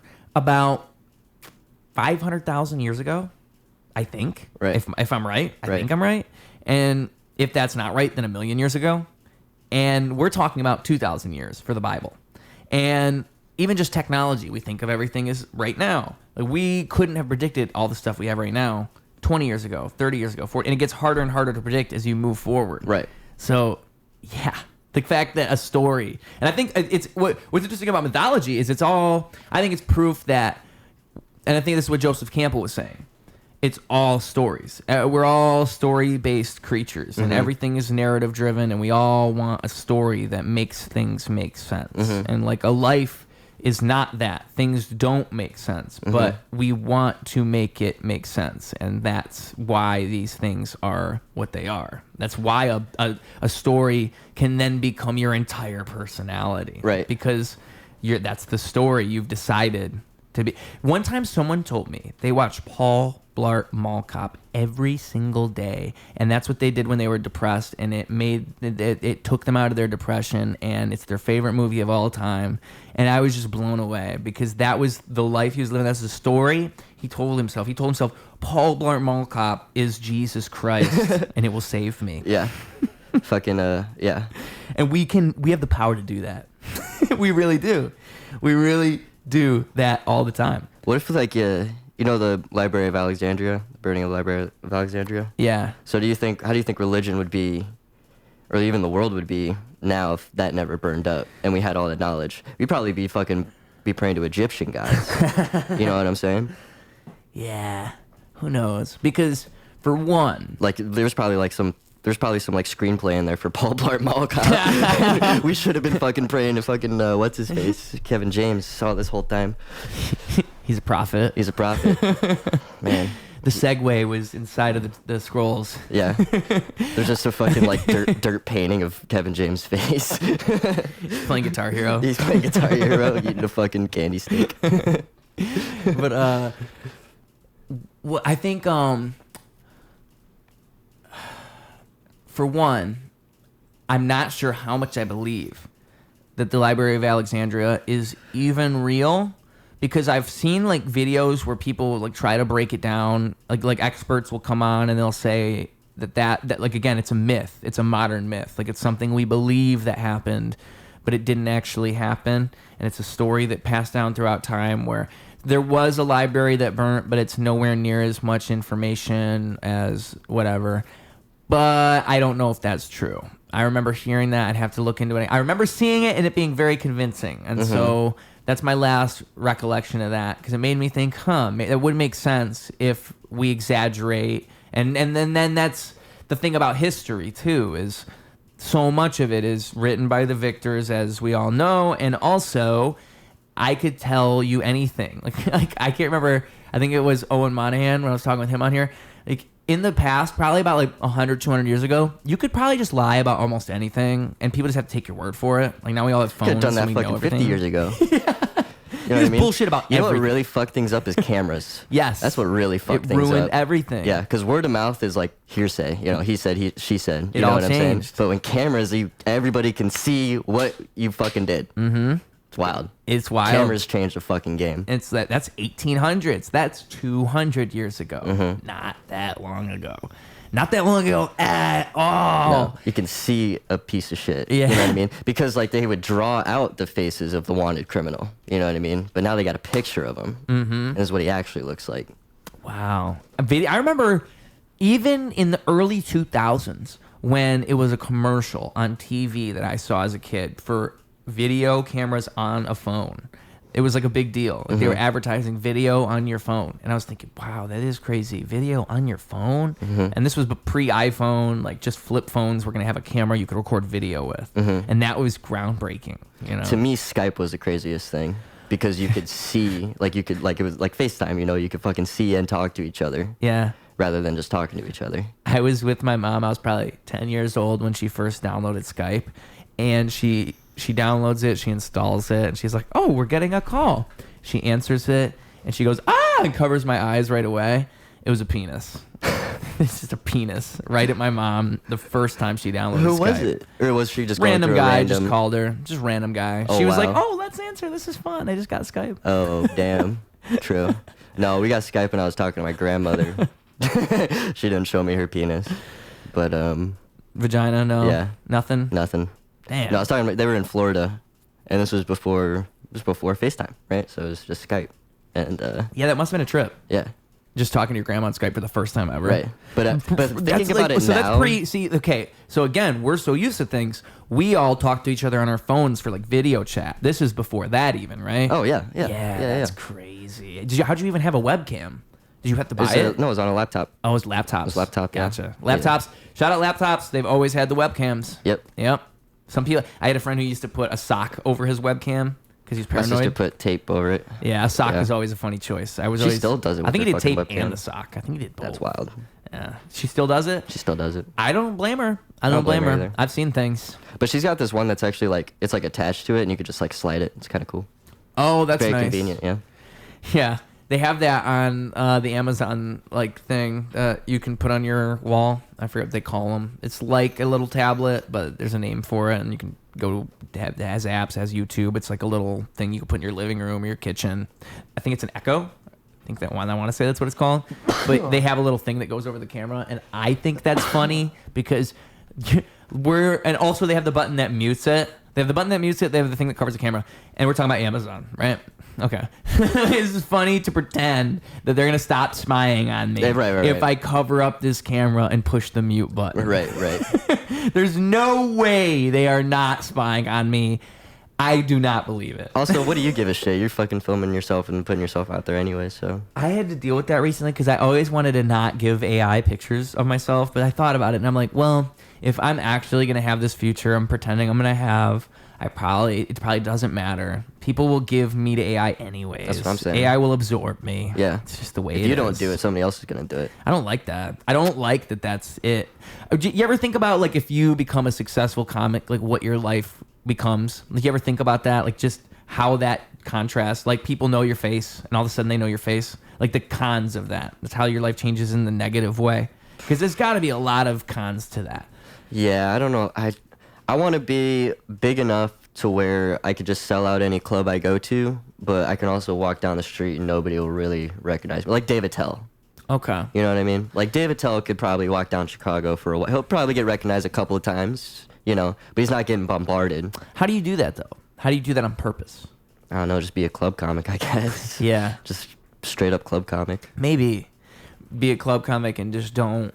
I wonder, yeah, because David Tell is very good at that. It's kind of like being an underground rapper forever. Right. Like Tech Nine. Shout out Tech Nine. He's very well respected in the hip hop community. I honestly couldn't tell you what Tech Nine looked like. Yeah. I couldn't even tell you if you walked past me, I wouldn't even fucking know. Exactly. Yeah. Exactly. But he's so popular in the underground. Like, he's basically the most popular underground rapper there is. And he's just never, ever... And I think intentionally, he's never, ever broken through that. And he's like one of those people, he's dropped an album a year for like 20 years or something. Like some crazy amount of consistency. Unrealistic. Right. Like he's that creative, I should say. He's awesome. Tech Nine really, and he's so talented.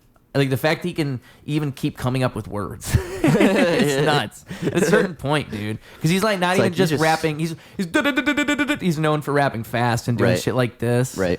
Yeah, Tech Nine. Shout out Tech Nine. But staying like low key like that. I think there's an art to that. I don't know. I don't know what it is. Because I think we're in a world now more than ever where you're kind of forced not to do that. Like that's what I was getting at before with feeling like you have to do clips and feeling like you have to do crowd work shit and feeling like you have to do whatever it is you think you have to do to appease the comedy community online. Whatever they're expecting. How can I play into that? What is a viral clip? And then people will think this way, And I think the best things come when you're not thinking that way, but it is hard not to. Like, it's hard to not 100%. Consider that sometimes. Like, oh, I'm on camera. Or like, oh, what's the best? Like, what makes the most sense, Like, what? Oh, should I talk about that? Oh, probably not, because I'm filming this set, you know? Like, you'll steer away from certain things and all this. There's probably a lot of that. Or somebody does a joke, and I'm like, oh, damn, I got a joke on the same premise or whatever. Oh. And it doesn't work, and I'm like, shit, I shouldn't do that joke. Yeah. You know what I mean? Or I shouldn't talk about this because this person talked about this. So no. There was I can't remember. I want to say it's Harlan Williams, and there was a thing where I think what he did was he took everybody else's set from throughout that night and then just did all their sets as his own set and somehow made it work. That's funny. Which is crazy. That's funny. But if you could do the reverse, you'd be like a supervillain. If you could take everybody's sets and as the opener use all their sets against them. Oh, and I've heard stories like that where people will do their friends' jokes to fuck their friends up. Have you seen this happen? That's so good. Yeah, I saw Matt Bo do it. Yeah, really? Oh, that's so good. Who'd he do it to? James and Sean. Which joke was it? All of them. All of them? No way! Oh, that's so funny. Oh, I can just see that in my mind. I can see it.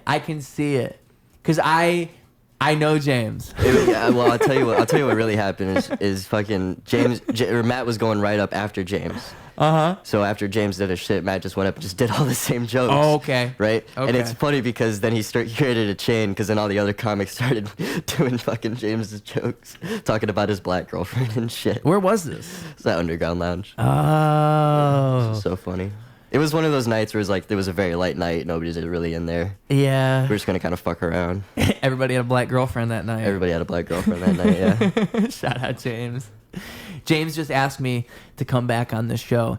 And it was funny. I was thinking, like, I was almost thinking, maybe I need to get him really soon. And that way it's like a Harold and James combo, Hell yeah. I feel like you guys are like peanut butter and jelly to me in this weird way. I don't know why. Hell yeah. I think maybe it's Cozy Corner. I can't tell you why, but I associate you two in my mind. True. I met you around the same time. True. How well do you know James?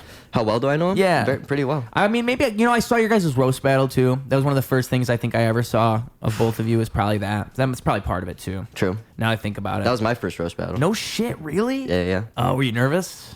Dude, extremely. Fucking it was Bobby Kelly and Hans Kim judging. What? I was shitting my pants. Dude. What? That was your first roast battle? Pants. Oh, that's crazy. And I had so many comics come up to me and be like, dude, stop looking so nervous. And I'm like, fuck, dude. Like, I just couldn't help it. But when I got up there, I did not look as nervous as I nearly thought I did. So I was like, okay.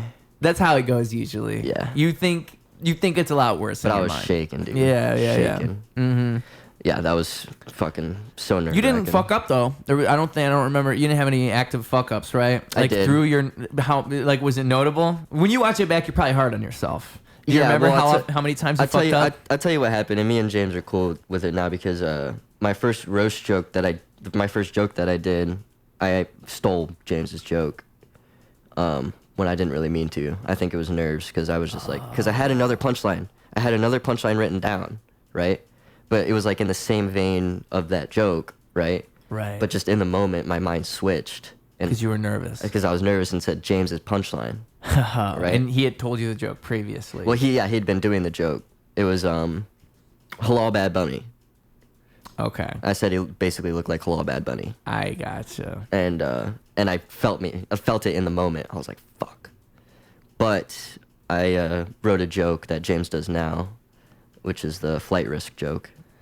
And you are the origins of that joke? I wrote that one, yeah. No way. Yeah. And and because I stole his joke, I was like, yeah, you can have this one. And he uses it. It works. I forgot that was part of that roast battle. Yeah. You said that. Yeah, I wrote that one. Right. I'm 50% this, 50% this, which makes 100% flight risk, yeah. Yeah. Yeah. That's okay. That's a great joke. I've seen him. That's like one of his secret weapons. Even I've seen James use that. It's a good one. opener. It's a great one. It's a good opener. It's a good one to get people to loosen up a little bit. Yeah, 100%. Yeah, exactly. Fucking hair. Oh, James is wonderful. He's such a sweetheart. He's one of those people who just like he gets sweeter and sweeter. And just like me, like I wonder if the game rumors are true. Like I feel like James and we could have I think we got a bromance going on sometimes. Sometimes I look in his eyes. He's got bromance energy. He does. Like I feel like he is just like a bro. Like you just want to hug. Yeah, just hang out with. Cuddle. I want to cuddle with him. Honestly, James, if you're watching this, this is the second time on the show that I've like confessed my love to James Michon. That's funny. You'd be the only one. There's like a lot of people hate on James. I didn't know. They hate on James, but they like him though. So after because he's the first person I ever met in like the whole Chicago comedy community, and like I was watching podcasts with other comics afterwards talking shit about James, and I was like, oh. They don't hate him though. Like they like him. They like him that's what they fuck with him. You know? Yeah, I get it. No, I get it. He takes it seriously sometimes, and I'm like, dude, well, James had commented on the podcast in question. He had actually commented. It's because somebody was accusing him of stealing a joke.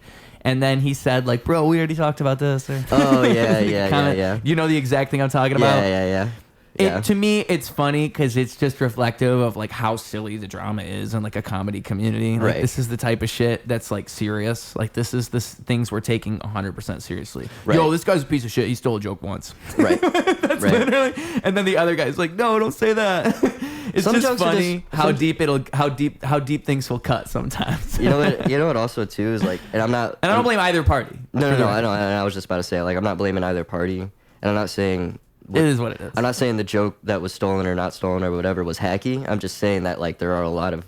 I feel like when another comic sees another comic do a joke that they similarly have, and it's like, hey, that's my joke. It's like, maybe it's just a fucking hacky joke. Well, I've heard that. Like, you know what I mean? I've even seen that in skits. Like, I think it was a skit where it was like things starting comics say, or things open mic comics say. I think that's what it was. Things open mic comics say. And one of them was, people are always stealing my jokes, man. Yeah. It's like, well, your shit's just hacky. That's when you know when your shit's hacky. You see somebody else. You see like a fresh, like somebody who's only been doing it for a couple months go up, and then they do a joke that you did, and you're like, ah, fuck. Yeah. That's just hacky. Yeah, it's a bummer. I mean, it's probably... Damn. I won't name names, but there's this one comic who's doing this joke right now, and you see this just every now and then. But it's an old Ralphie May joke, and it's basically I'm from a dangerous part of Los Angeles called Los Angeles. That's a good one. You know, it's a good. You're right. But there's a few comics who've done a similar. I'm from a dangerous place. Or similar thing. Well, it's such a simple premise. Just different city. It's like you could Carlos Mencia that pretty easy and go, oh, I didn't realize. It's 100%. So it's such a basic premise you could get away with. 100%. Yeah. Right. But yeah, now I would consider it hacky just because it's been done a lot. Right. And we know the true origins of it is we're fucking Ralphie May. on Last Comic Standing. So someone's got to.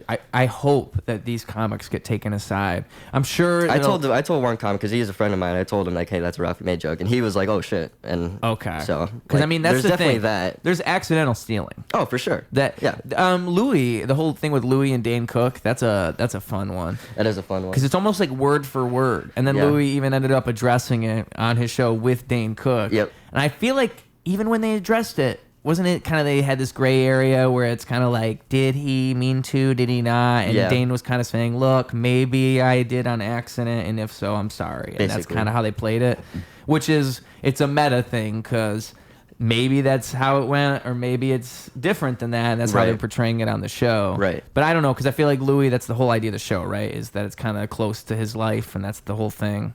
I don't know. It's a weird thing where I don't know how truthful they were being, but it's interesting they even addressed it, because that was big. That was and who the fuck, Amy Schumer? She was accused of joke stealing. Yeah, but she admitted and apologized. Yeah.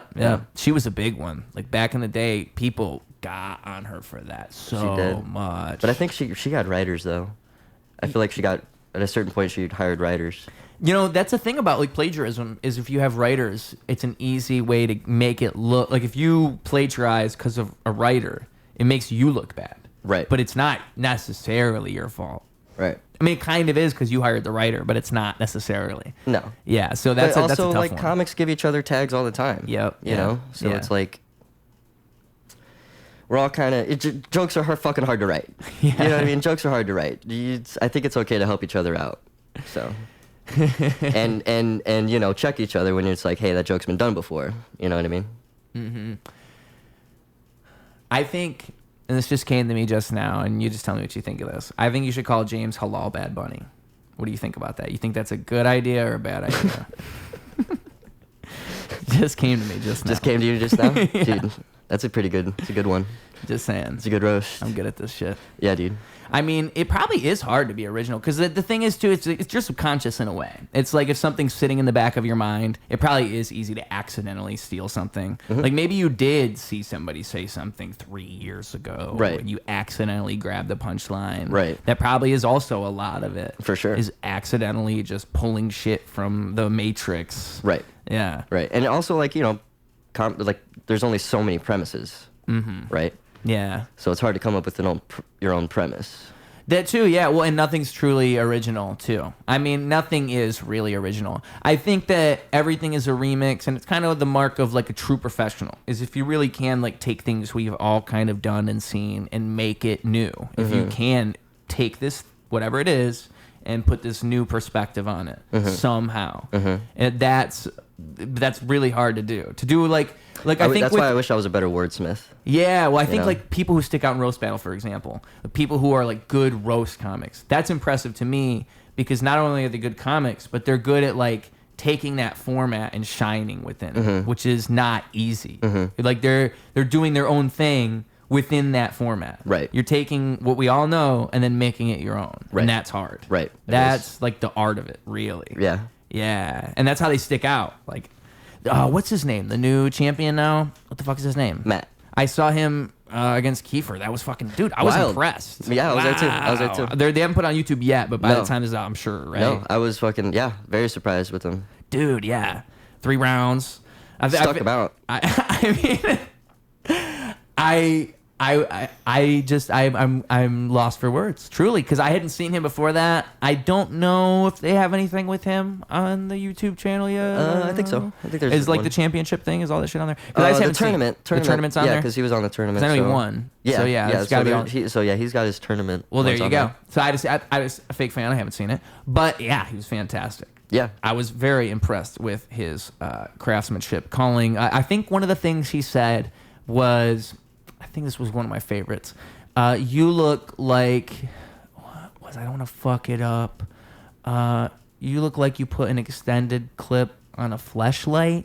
I'm getting it wrong. It's something like that. You look like you put some type of weapon attachment on a fleshlight.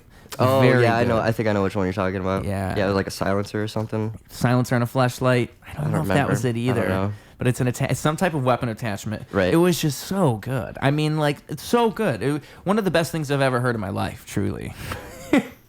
I think a roast battle, why I truly love it, is you can hear things in that context you won't hear in any other context. And that's my favorite type of environment to be in. Yeah. I like when people get away with things. Right. Well, maybe really. At a construction site, but other than that. You see it there, too. You see 100%. It there, too. Breaking code and smoking meth is something you'll see at construction sites. Yeah. Dude, my dad's in construction, right? And one time he was working at the fucking United Center. Yeah. He was putting in some shit there, but he had forgot his wallet at home. So he's like, hey, can you come drop this off? So I dropped it off to him, drove to United Center, dropped it off. And he's like, hey, you want to come look around? So me and him like walked around United Center, completely empty. Like it was just staff there cleaning.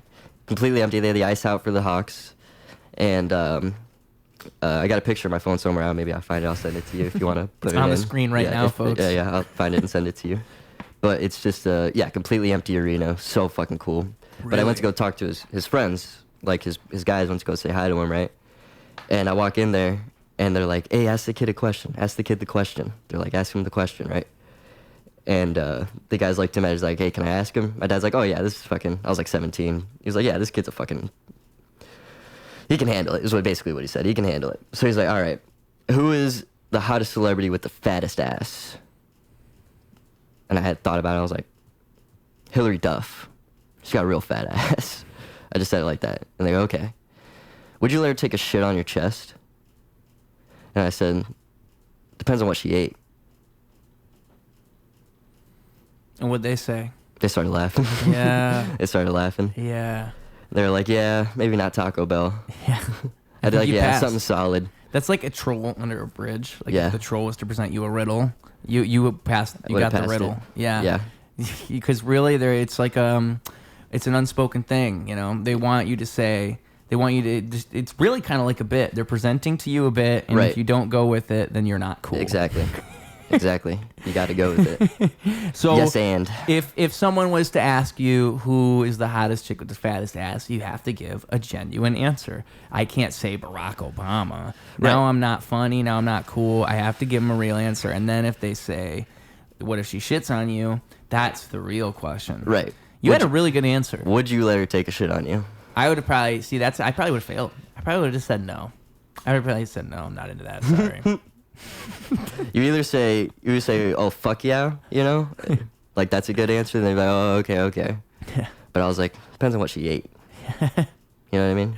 Yeah. Because I was thinking it logically. I was going logical route with it. Like, if she actually did, if I had a gun to my head, like, she's taking a shit on your chest, first thing I would think was like, God, I hope she ate something solid. Yeah, diarrhea. Yeah, I wouldn't want diarrhea on me. Duration of the shit. Like sometimes people shit for a while. So are we saying like I have to sit there for like 10 minutes? Right. And like, am I getting little pebbles or am I getting like a log? What does this woman look like? Can we talk about like who is shitting on me? Because there's different builds. I feel like different people shit different. Right. I feel like Kim Kardashian has some wild shits. You know what I mean? That's a great point.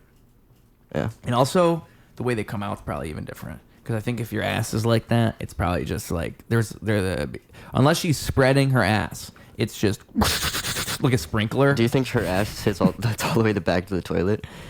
Like, is she sitting all the way back on it, or is she like more up forward? Good question. You know what I mean? If I was like, if you had a giant balloon ass, you're probably almost supporting yourself sometimes. She's probably like having to because her ass is so fat. It's probably like you're kind of having to like push off just to kind of get in the right position. Right. If your ass is naturally sitting, it's probably flopping off the sides all uncomfortably, and now it's like, oh, well, you're like, you probably feel like what's that Eddie Murphy movie with the Jello? You know what I'm talking about? It's a bunch of Jello. The Jello people is like a moving Jello. You know what another good example is? Peter Griffin when he loses his bones. If you're Peter Griffin with no bones, you probably feel like that you're melting over the toilet bowl. You don't want that. It's like, you know what's crazy about the BBLs, though, is they can't sit on their ass for like months. Yeah. They have to let it heal. Yeah. You know what I mean? Because if they sit on it, then it gets a little... Price of beauty. Gets lopsided. Yeah. What are you going to do? Price of beauty. I don't fully I've never fully understood cosmetic surgery or getting things done. I have now had a sister who has a BBL, and she's also been on this show, Playboy model. episode 50 of the show. Your sister's a Playboy model? Yes. Whoa. Yeah, she was on the cover of Playboy, but not in this country, in another country. Still though. That's wild. Yeah. Recently got a BBL. How long has she been doing that? You guys want to support her? She's got Snapchat. Fucking. Had she done that from like forever? Or? I think she started like doing beauty stuff. Like I think she did competitive like pageant stuff kind of things. I can't remember, but that was way back when I was younger. So when she was 17, I want to say. How much older is she than you? She is, when I was 12, she's like my oldest relative. So I want to say she's around her early 30s probably now. Early 30s. That's probably right. But yeah, she just got a BBL, and then I have another sister who just got lip injections. So that's a fun one too, lip injections. We'll see how that turns out in the next 20 to 30 years. Because that's what I wonder about with all these things. Like, damn, bro, like, how's that gonna go? How are you gonna age through that? And like, you know, maybe you'll be fine, but often what you see is people do other cosmetic surgery to correct the original surgery because they've aged out of the first one. Right. And it just becomes this thing where it's Cycle. like, you have hundreds of thousands of years of evolution that led to your body knowing exactly what to do, and now you're throwing on this thing that's fucking it up, and now your body's trying to do its best, and that's why that happens. Some people are just unhappy with how they look. And that's that's also what I don't like about it, is it shows me that whoever did that has this thing where they think they have to look different. Right. They think the world doesn't accept them. Is anybody really like 100% like how they look? You know what I mean? I don't think so. Like, think of the hottest person you've ever fucking seen. Guy, girl, doesn't matter. Like, do you really think they look in the mirror and they go, yeah, I'm the fucking hottest person I've ever seen? Maybe some of them. Some of them, but not most of them. Same thing with like voices. You know, like most people don't like their own voices. Like, I think if you're stuck with yourself 24/7, it's so hard to not. Like, I mean, that's kind of the imposter syndrome thing I was talking about. Like, if you know you and I know all my flaws, like, it doesn't matter how hot people tell me I am. I've seen all my flaws. I can look in the mirror and I can see all of them. So yeah, you tell me haven't seen all the bad shit I've done, but I've seen all the bad shit I've done. Yeah, or you know that other thing where it's like, well, I have to. They all tell me I'm pretty, so now I have to maintain this, and that becomes this psychological complex where now I'm always ugly if I look anything less than the standard of pretty. Any one little off comment sends you spiraling. You know? My mom, I've noticed about her, like she'll present like a shirt, like she'll say like, should I buy this? And that is a test. If you say anything that's like, oh, you know, I wouldn't wear that color, but I think it would look beautiful on you. You can't say that. You have to just affirm 100%. You just got to say yes or no. Mm-hmm. No, just say, well, if you actually think she would like to buy it and it would look good on her, don't say anything in the direction of like, that anything that suggests that you had any doubt that she would look good in it. Gotcha. Anything at all. Gotcha. Like, I've noticed that. Like, I have to be very careful.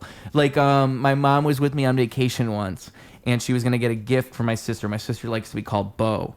And we were in Savannah, Georgia, and my sister's real name is Savannah. And so it was a little thing, and she was holding it to me saying, oh, should I get this for your sister? And it said Savannah on it. Because, you know, her name, oh, it's perfect. I think it's going to be perfect. And it was like a test in my mind because the true answer, this is like if I was talking to a cop. The true answer is... Can't lie. Just can't lie. The true answer is, I don't know if she would like that. You should get it, but I don't know how she's going to react. But I think you should get it because you really do seem like you want to get it. That would not have been... She would have put it back. She would have went, oh, I shouldn't get this. You don't seem like you want me to get it. Right. And I just... Is that what you said? I didn't say that. I said, oh, yeah, this was a great idea. And she got it. She got it, yeah. Then my sister got it, and it went fine. And obviously, like, you know, have you ever received a gift, and you're like, this is the dog shittest gift? Like, maybe after, you know. I am embarrassed. In receiving it. I'm embarrassed about this. Do you? I did this once. Really? So it was a stepdad thing, right? So my mom had just married my stepdad, and for my birthday, they got me an electric guitar.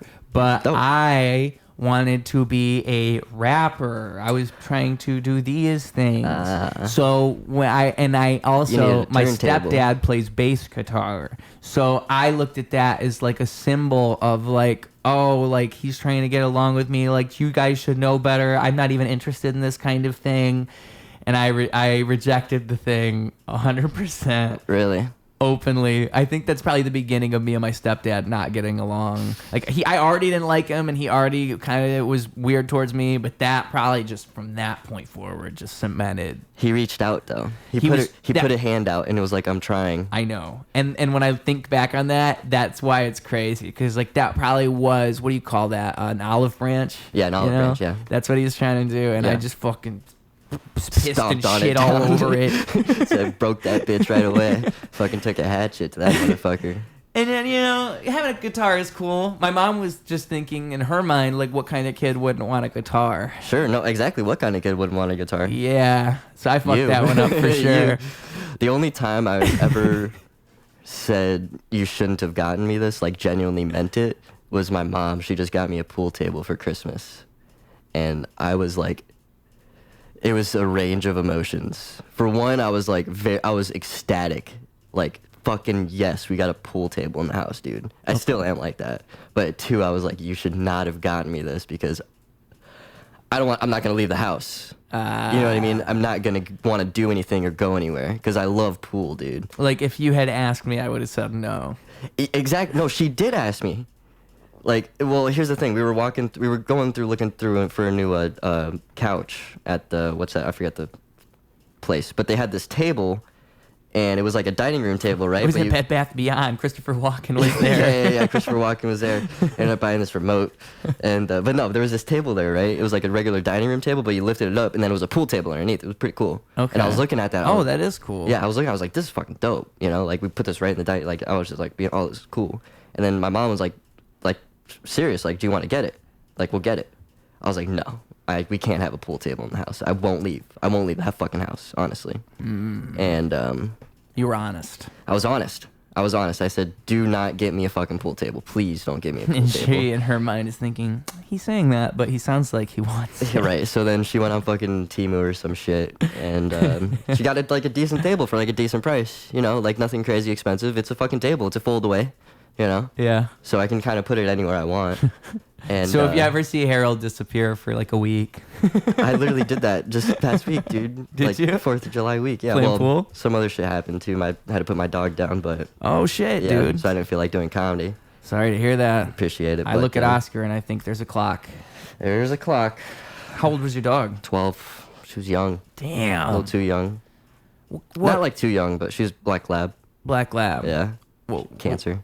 Damn. How, you just found out? Huh? Yeah, she was about 2 weeks ago. She was just like, woke up on Saturday morning, and she was just fucking, she didn't eat breakfast. She was walking weird. She was acting weird. We were like, what the fuck is wrong with her? So we just took her to the vet, and they did a scan, and they found cancer on her spleen. So our options, and then the cancer burst, so she was bleeding internally. So that's why she was all acting weird. Yeah. So our options were to do the surgery, take out the spleen. Which is like $20,000 or whatever? Nah, it wasn't. It was like $5,000. Okay.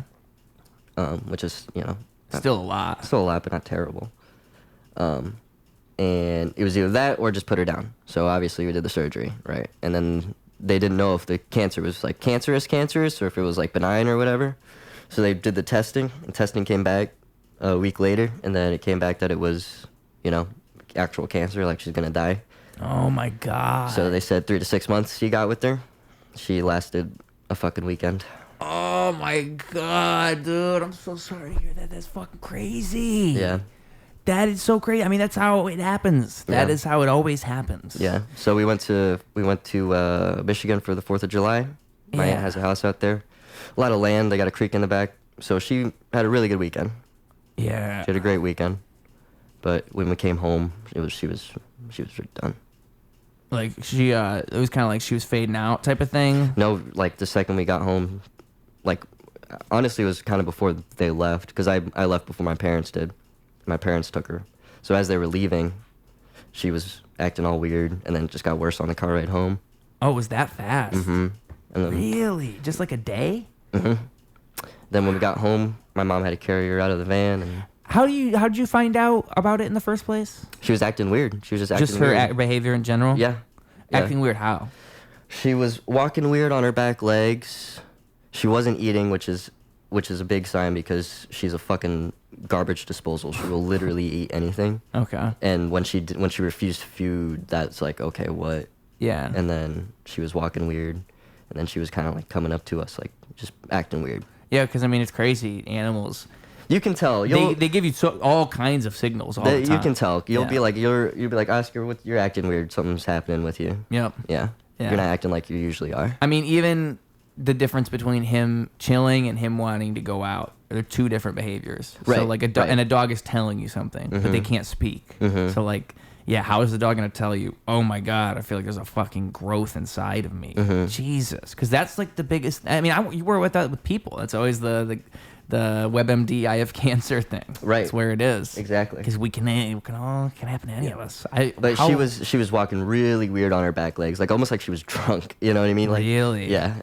So like it's wobbling, like kind of wobbling. Yeah, she couldn't stand up straight. Wow. Yeah. So I was like, yeah, we gotta take her to the vet. Damn, dude. Yeah, because I mean, I had a dog. That was the only dog I was gonna have other than Oscar, and she would pee blood. I got her from my sister for free, and it was the same. A broken dog. It was the same family that my mom. Like my mom has Oscar's mother, but she also has this dog's brother, and also that dog's sister. I think they're all brothers and sisters. So this was going to be another brother of that family. And I was going to have the dog. It was going to be named Chakra, I want to say. No. Chakra was a different dog. It'll come to me. But I was going to have this dog, and it was at my house. It was doing great, happy, totally awesome. Opal. The name was Opal. And then the dog would go outside, and it would pee blood. And it's like, what's going on here? Take it to the vet. They told me it's going to be like, I want to say $1,000 for the x-ray, and then if the x-ray shows us what we think it's going to show us, then it's going to be another $10,000 for the surgery. I want to say that's what they said, which I just clearly could not afford. There was just no way that was going to happen. And so I remember, like, I think I ended up giving the dog to my mom, and then the dog died about a week later, I want to say, a couple weeks later. And the thing is, at my mom's house, the dog could at least walk in and out. At my house, it would just pee blood on the floor. And it's one of those things where it's like, I think it's a life lesson. It's kind of like having kids, kind of like all of us. You never really know. It's all a gamble. It's actually amazing that you're surviving and everything's going good right now. And if you ever have kids, if you ever do get a pet, that's the risk you're willing to take, that it could just go completely sideways at any point, and now you're responsible. Because that's the part that sucks, is you feel like, oh, like what else can I even fucking do? Like, oh, this is my homie. Like they're relying on me. That's the part that sucks. Yeah. And that's what felt so bad. I felt bad because I love that little dog. That dog was so sweet, so cute. And there's nothing you can really do. If we all had money, if it didn't cost money to cure dogs, I think that's one of those things. We should just make that free. All dogs should just get healed. Dogs only live so long, though. You know, like that's true. Maybe they take advantage of the system. Yeah. Yeah. No. I mean, unless you could prolong a dog's life somehow. Like. Yeah. Little dogs only. I had a little Shih Tzu. She lived at 19. They live longer. Yeah. They live a lot longer. Yeah. So. I mean, I don't know. With Oscar, that's what I worry about, is what is the clock? Because I look at him. I think he'll get him about 15, 16. He walked, like, him and I run still. Yeah. We run now. It's like full-on sprint sometimes. And that's the thing, though. My dog, Emma, that was her name, she was, like, acting fine, like, her normal self throughout the weekend. And then it just happened. Yeah. And that was after the surgery. It was after the surgery. So after the surgery and after we got the diagnosis, so they were like, she's got 3 to 6 months. And then a few days later, we went to Michigan, and she was running around with all the other dogs in the creek, like eating herself, you know? Yeah. And then it just switched. Wow. Silent killer is what they call it. That's a thing that can happen with. Well, labs. It's a big thing. Yeah. Really? Yeah. Labs and retrievers. Meaning like what? Meaning what? silent killer how? Or like what is the commonality? Cancer. It'll just come along for labs a lot. Yeah. I think I had a friend who had a lab who had like perpetual cancer. Like every time you'd go over to it's kind of that like trope of like a dog on its last legs. Like you go there and the dog is like blind and can't see, and just wobbling into the wall. Yeah, and they're like, "That's our best friend." Yeah, I'd put that dog down. But that dog was getting there. The dog I'm thinking about was getting there, and I'm pretty sure it was the lab. Yeah. And you just you feel so bad. You feel so bad for the dog. Yeah. The dog's doing its best. My Shih Tzu, she should have been put down, but like we were prolonging it. Yeah, and you feel so it's hard not to. It's hard to. It is hard not to.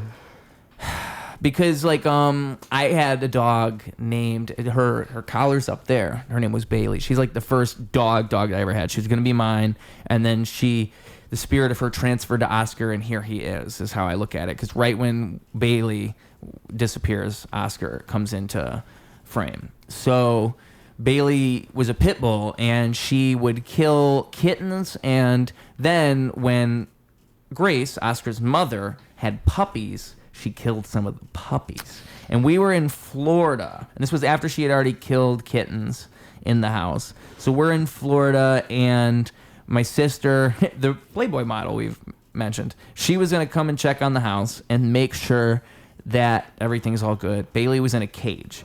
So when she gets there, Bailey has clawed through the cage. She broke out and she killed all the puppies. Actually, I think that was the kittens. I think the puppies is a separate incident. Yeah, that was when it was the kittens. It was when she clawed out of the cage, she killed all the kittens. That was a different time, because the second time was the puppies, and that was when my stepdad was there watching all the dogs. And I think on our way back is when it happened, because it was one of those things where he decided that she had to be put down, and so he put her down before we could like get home and say, "Oh, goodbye, dog," which is the part that bothers me. You remember how I said me and my stepdad have a thing? Yeah. But what kind of fucking person just kills your dog? Yeah. Oh my God. Like, I get it, dude. Like, you have a dog and you're worried, but at least like let the kid get home and say goodbye to his dog, dude. Right. Like, I know you hate my dog, but still. That's just like, because it's such a fucking, the relationship a human has with the dog. The dog used to sleep between my legs. It was like the first doggy dog I ever had. And then what happened was they had gotten a dog from that same litter, and you're looking at him. It's that man right there. And, I think about it. What if Bailey had killed him? Oof. She could have killed him. No, he heard that. He's like, what the fuck? Talking about murdering me? They like teach you, especially when you're young, what love is. Dogs. Like you love, like, you would kill for this fucking thing. Dude. Dogs have a pure love. Yeah, and they show you what unconditional love is. I agree with that. Dogs, and in a way that I don't think most other animals, maybe even any other animal, can. There's a reason they're man's best friend. Like a cat, I think a cat's love is very conditional. A dog's love is not that at all. A dog, and you know how you know that? You can go to someone's house and this dude's an asshole, and the dog just picks something off the floor and he's, "Fuck you, dog," and just smacks the dog in the face, and the dog just smiles at him right afterwards. Right. Like, people treat dogs like shit and the dog never gives up on him. Right. Whereas you look at like someone who treats a cat like shit, dude, you cannot push a cat around. Try it. Just try it. No, you can't.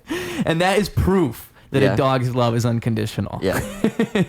Because a dog will not, it doesn't matter what you do. If the dog knows you, I think like dogs look at us as gods. Truly. Like mythology, in dog mythology, we are God. Well, that's the thing. Like, a cat, if it goes out on the street, it could probably survive and be good on itself. A dog, not so much, especially a domesticated one. Like, how long do you think Oscar would last out there? Oh, this guy. Like, you think he can hunt on his own, catch his own food? No, I don't think so. In the city, he'd be okay. He'd be off scraps. I don't think so, man. I think he would very quick. He's very codependent. I think he would very quickly fall back. He was the runt of his litter, and I think that he fights for attention and he fights for acknowledgement, and I think that's been his life. Yeah, I think that's been from day one. So if you took this dog, he's giving us a perfect example. If you take this dog and you put him, it's because we said dog 300 times in the last 5. That's what it is. He's very triggered right now. Yeah. Dog. Relax. Dog. You're talking about me. Dog. I am dog. That's me. You gonna lay down? Come on, lay down. Relax. Relax. I know. You've been being so good. Dogs, cats, bats, and rats. Oh, mister. He's fine. I'll kick you out of here, Oscar. He's fine. He's a licker. Hard R. Does he eat his own poop? Yes. Damn it. No. But he does lick his own butthole. Well, yeah, they do that. But the thing is, when I was a kid, I was taught that dogs clean their own mouths within like 30 seconds. And so I was like, you ever see Ari Shaffir on a podcast open his mouth and let a dog lick the inside? So I would do that when I was like 8 or 10 years old, and I don't understand why my family members weren't like ripping me away from the dog. Like, stop. Because I'm telling you, Bailey, the dog we mentioned, like that, and the dog just got its tongue on the inside. Yeah. That was me. That was my childhood. All right, Oscar, I'm going to kick you out. Should wrap it up, honestly. I'm going to kick you out. Okay, can you relax for 5 more minutes? Can you give me 5 more minutes? I feel like as soon as I sit down, you're going to get back up. If you do, I'm kicking you out. Got stern talking to. You ever been chewed out before? I've been chewed out before. I think he understands. I think he got the message. He got the memo. All right, I'll show him. I didn't even have to growl. He's looking away from me. He doesn't like He this. doesn't even want to fucking avert your gaze. Avert your gaze, Oscar. It's really sometimes, because when I'm eating, I'll look at him and he begs my mom, he begs other people, but he knows I don't really like it. So I'll look at him as I'm eating, and he'll catch me look at him and just stare away to pretend that he wasn't looking. You don't funny. Feed him your scraps?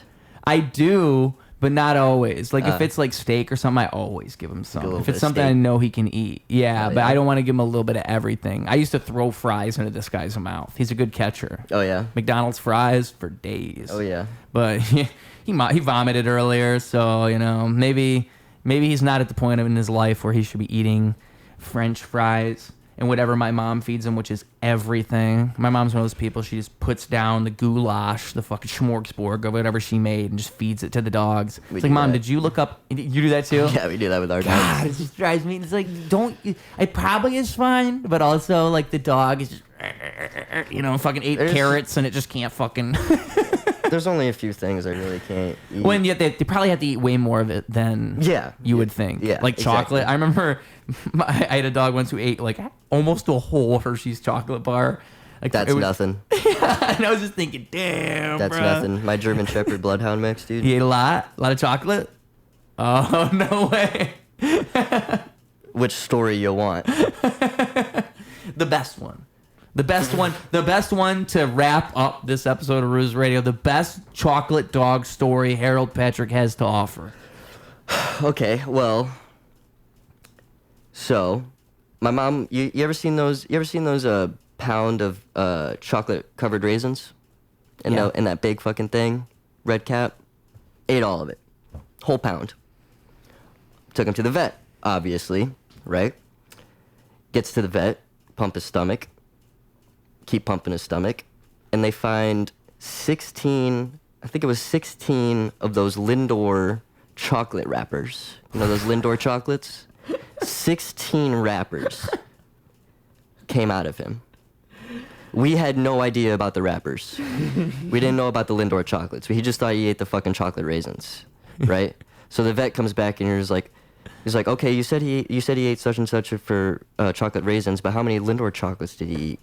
And we're like, what Lindor chocolates? Because, like, we don't really eat Lindor chocolates. Like, it was, like, one of those things that, like, somebody gave my sister and, like, nobody really touched. So we just didn't even, like, think about it, But didn't even notice it was gone. Didn't even notice it was gone. So he had to have eaten that, like, a week or two before. You know what I'm saying? And then he got to the chocolate raisins, right? It's not even the craziest part. That's not even the craziest one. Okay. Here's the other one. This one's a little quicker. My sister likes to bake. She made a bunch of cookies. She made, like, 70 cookies, right? And she was going to bring half of them to school and half of them keep at home, right? Because she works at a school, so she was going to bring them for the teachers, right? She put them all in these bags, left them on the counter, her fault. My German Shepherd got up, ate all 70 of them. Chocolate chip cookies. I came downstairs and his stomach was like this. Yeah. And this was about 6 in the morning, right? So I had just gone to bed because it's 6 in the morning. I go to bed at 4. And I wake up and he's just like bloated, like I've never seen a fucking dog bloated before, you know, like it's like he swallowed a balloon, dude. And I was like, oh shit. So he threw up outside, and then I was like, okay. So I got him into the car, and the vet was like, the emergency vet's like 20-minute drive usually. Got there in 10 minutes because I just fucking went through traffic. I didn't give a shit about stop signs or stoplights or nothing. Yeah. But he was in the back, and he threw up more in the back of the car, and we got him to the vet. And turns out he could have eaten like 30 more cookies and still have been fine. Just of how big he is, he was actually fine. He just needed to throw it all up. Wow. Isn't that crazy? So like milk chocolate is really like they need to eat a lot, like more than their body weight in milk chocolate. Dark chocolate's is the killer. Dark chocolate will kill him. Really? Yeah. It's dark chocolate. Like yeah. the cacao shit. Yeah. But isn't that crazy? 70 cookies. You think after about 20 cookies you'd be a little full? How big were the cookies? They're like chocolate chip cookies, dude. They're like fucking... That's pretty big what you're doing with your hand. That's like at least no, like my sister makes 3-inch diameter. She makes some shit. decent sized cookies. They're no little like 1-bite cookies. They're fucking that's big. I was imagining tiny cookies. Nah. They're oh, dude. Yeah, isn't that crazy? Oh, poor dog. Well, also like dog. It's funny because the dog never learns the lesson. No, the dog will do it. He will 100 other times. He actually liked that experience. He probably did. Yeah. But dude, I've never seen a dog's stomach so fucked. Like it was like shit. But it went down after he threw up. He was fine. Fucking Jasper. Have you ever told that story publicly before? Publicly, yeah, not on stage. Where else did you tell this story? On a show? Like on a podcast? No, just my friends. Like I remember I think I told James like the next day it happened. I'm like, dude, Jasper ate like 70 cookies last night. And he's like, what? Because James has been in my house. He knows all my dogs and everything. Nice. I was trying to frame this as a Ruse Radio exclusive. We just got the scoop. With Harold Patrick as a Ruse Radio exclusive. Well, now it's on the internet, so I guess you'd call it a scoop. On record. It's on record. That's I think what's the word I said a second ago? I said publicly. That's what I was getting at. Yeah. Now it's on record. Now it's on record. You got it on record. I was trying to make sure I got the exclusive story. Right. I got the scoop. James has heard this before, but James heard a million things. And anybody who ever comes over to the house, we tell this story. This is a commonly told story. Yeah. I mean, it is fucking crazy. The Lindor chocolates one is crazy because we had no idea about the Lindor chocolates. And the way the vet looked at us too, like we were such bad fucking owners. It's like, oh shit. You show up because your dog overdosed on chocolate, and by the way. yeah, and then they had to break the news to us that he ate, all those fucking chocolates. More chocolate than we thought he had already ate. But I'm learning, too, I think this is educational, because I think hearing this story, I learned that dogs can probably they can eat a lot more than you would think, in that is general. True. There's probably specific no-nos, but for the most part, they could probably eat quite a bit. Red onions are specific no. Red onions? Yeah. So I just stay away from onions in general. If I'm eating onions, I don't give anything to my dog. And I know cats, there's different things too, and it's a whole different ballgame. My cat, I just give whatever. If I'm eating meat, I'll give it to my cat. Yeah. That's about it. She is so picky. She won't eat shit, dude. Really? I give her wet food. She eats 2 bites, and she's always done. And I put it in the fridge, and I give it back to her, and she eats 2 bites, and she's done. What about dry food? She'll eat whatever basic dry food I give her. True. But you leave the bowl full though. Yeah, but I just find it like she doesn't like she'll eat little treats, but she will not eat like anything fancy I try to feed her. Like I'll get her nice food and she doesn't want it. Like that fresh wet food you can get for your pets. Yeah. She doesn't care. Yeah. I don't get it. I think I just need to get her fancy dry food, but I've always read like that's not the answer. You want to give your animal real food. I don't know what to do. I don't know how to feed. She's picky. Well, fucking cats. If she's alive, she's fine. She is, as long as she eats. She's a diva though, because it's like, Margot, please, you're jealous of him. Clear. I'll feed Oscar wet food. She'll be like, please.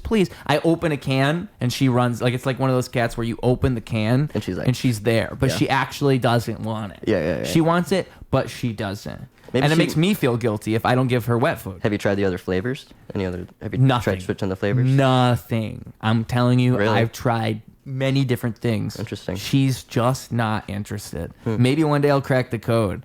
Try dog food.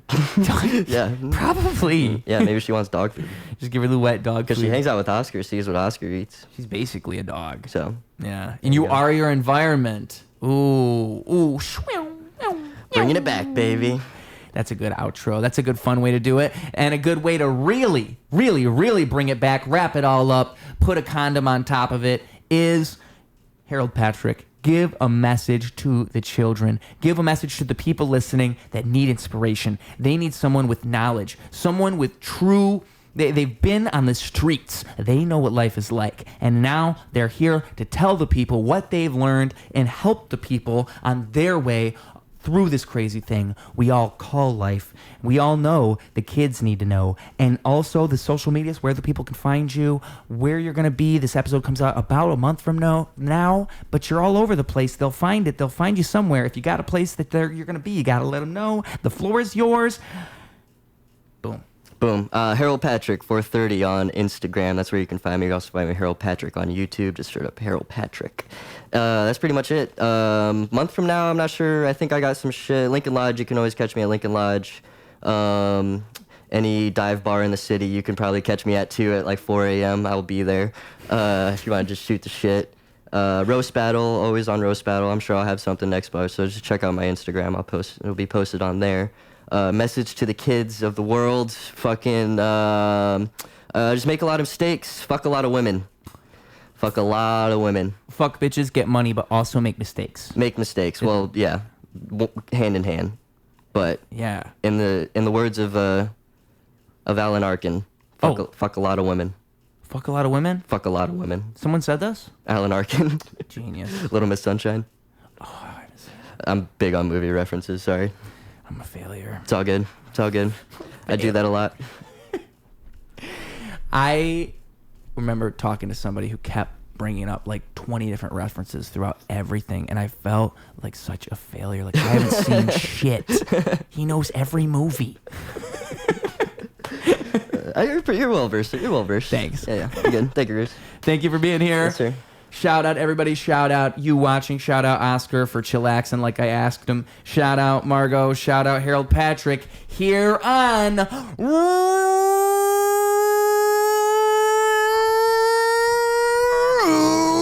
Radio.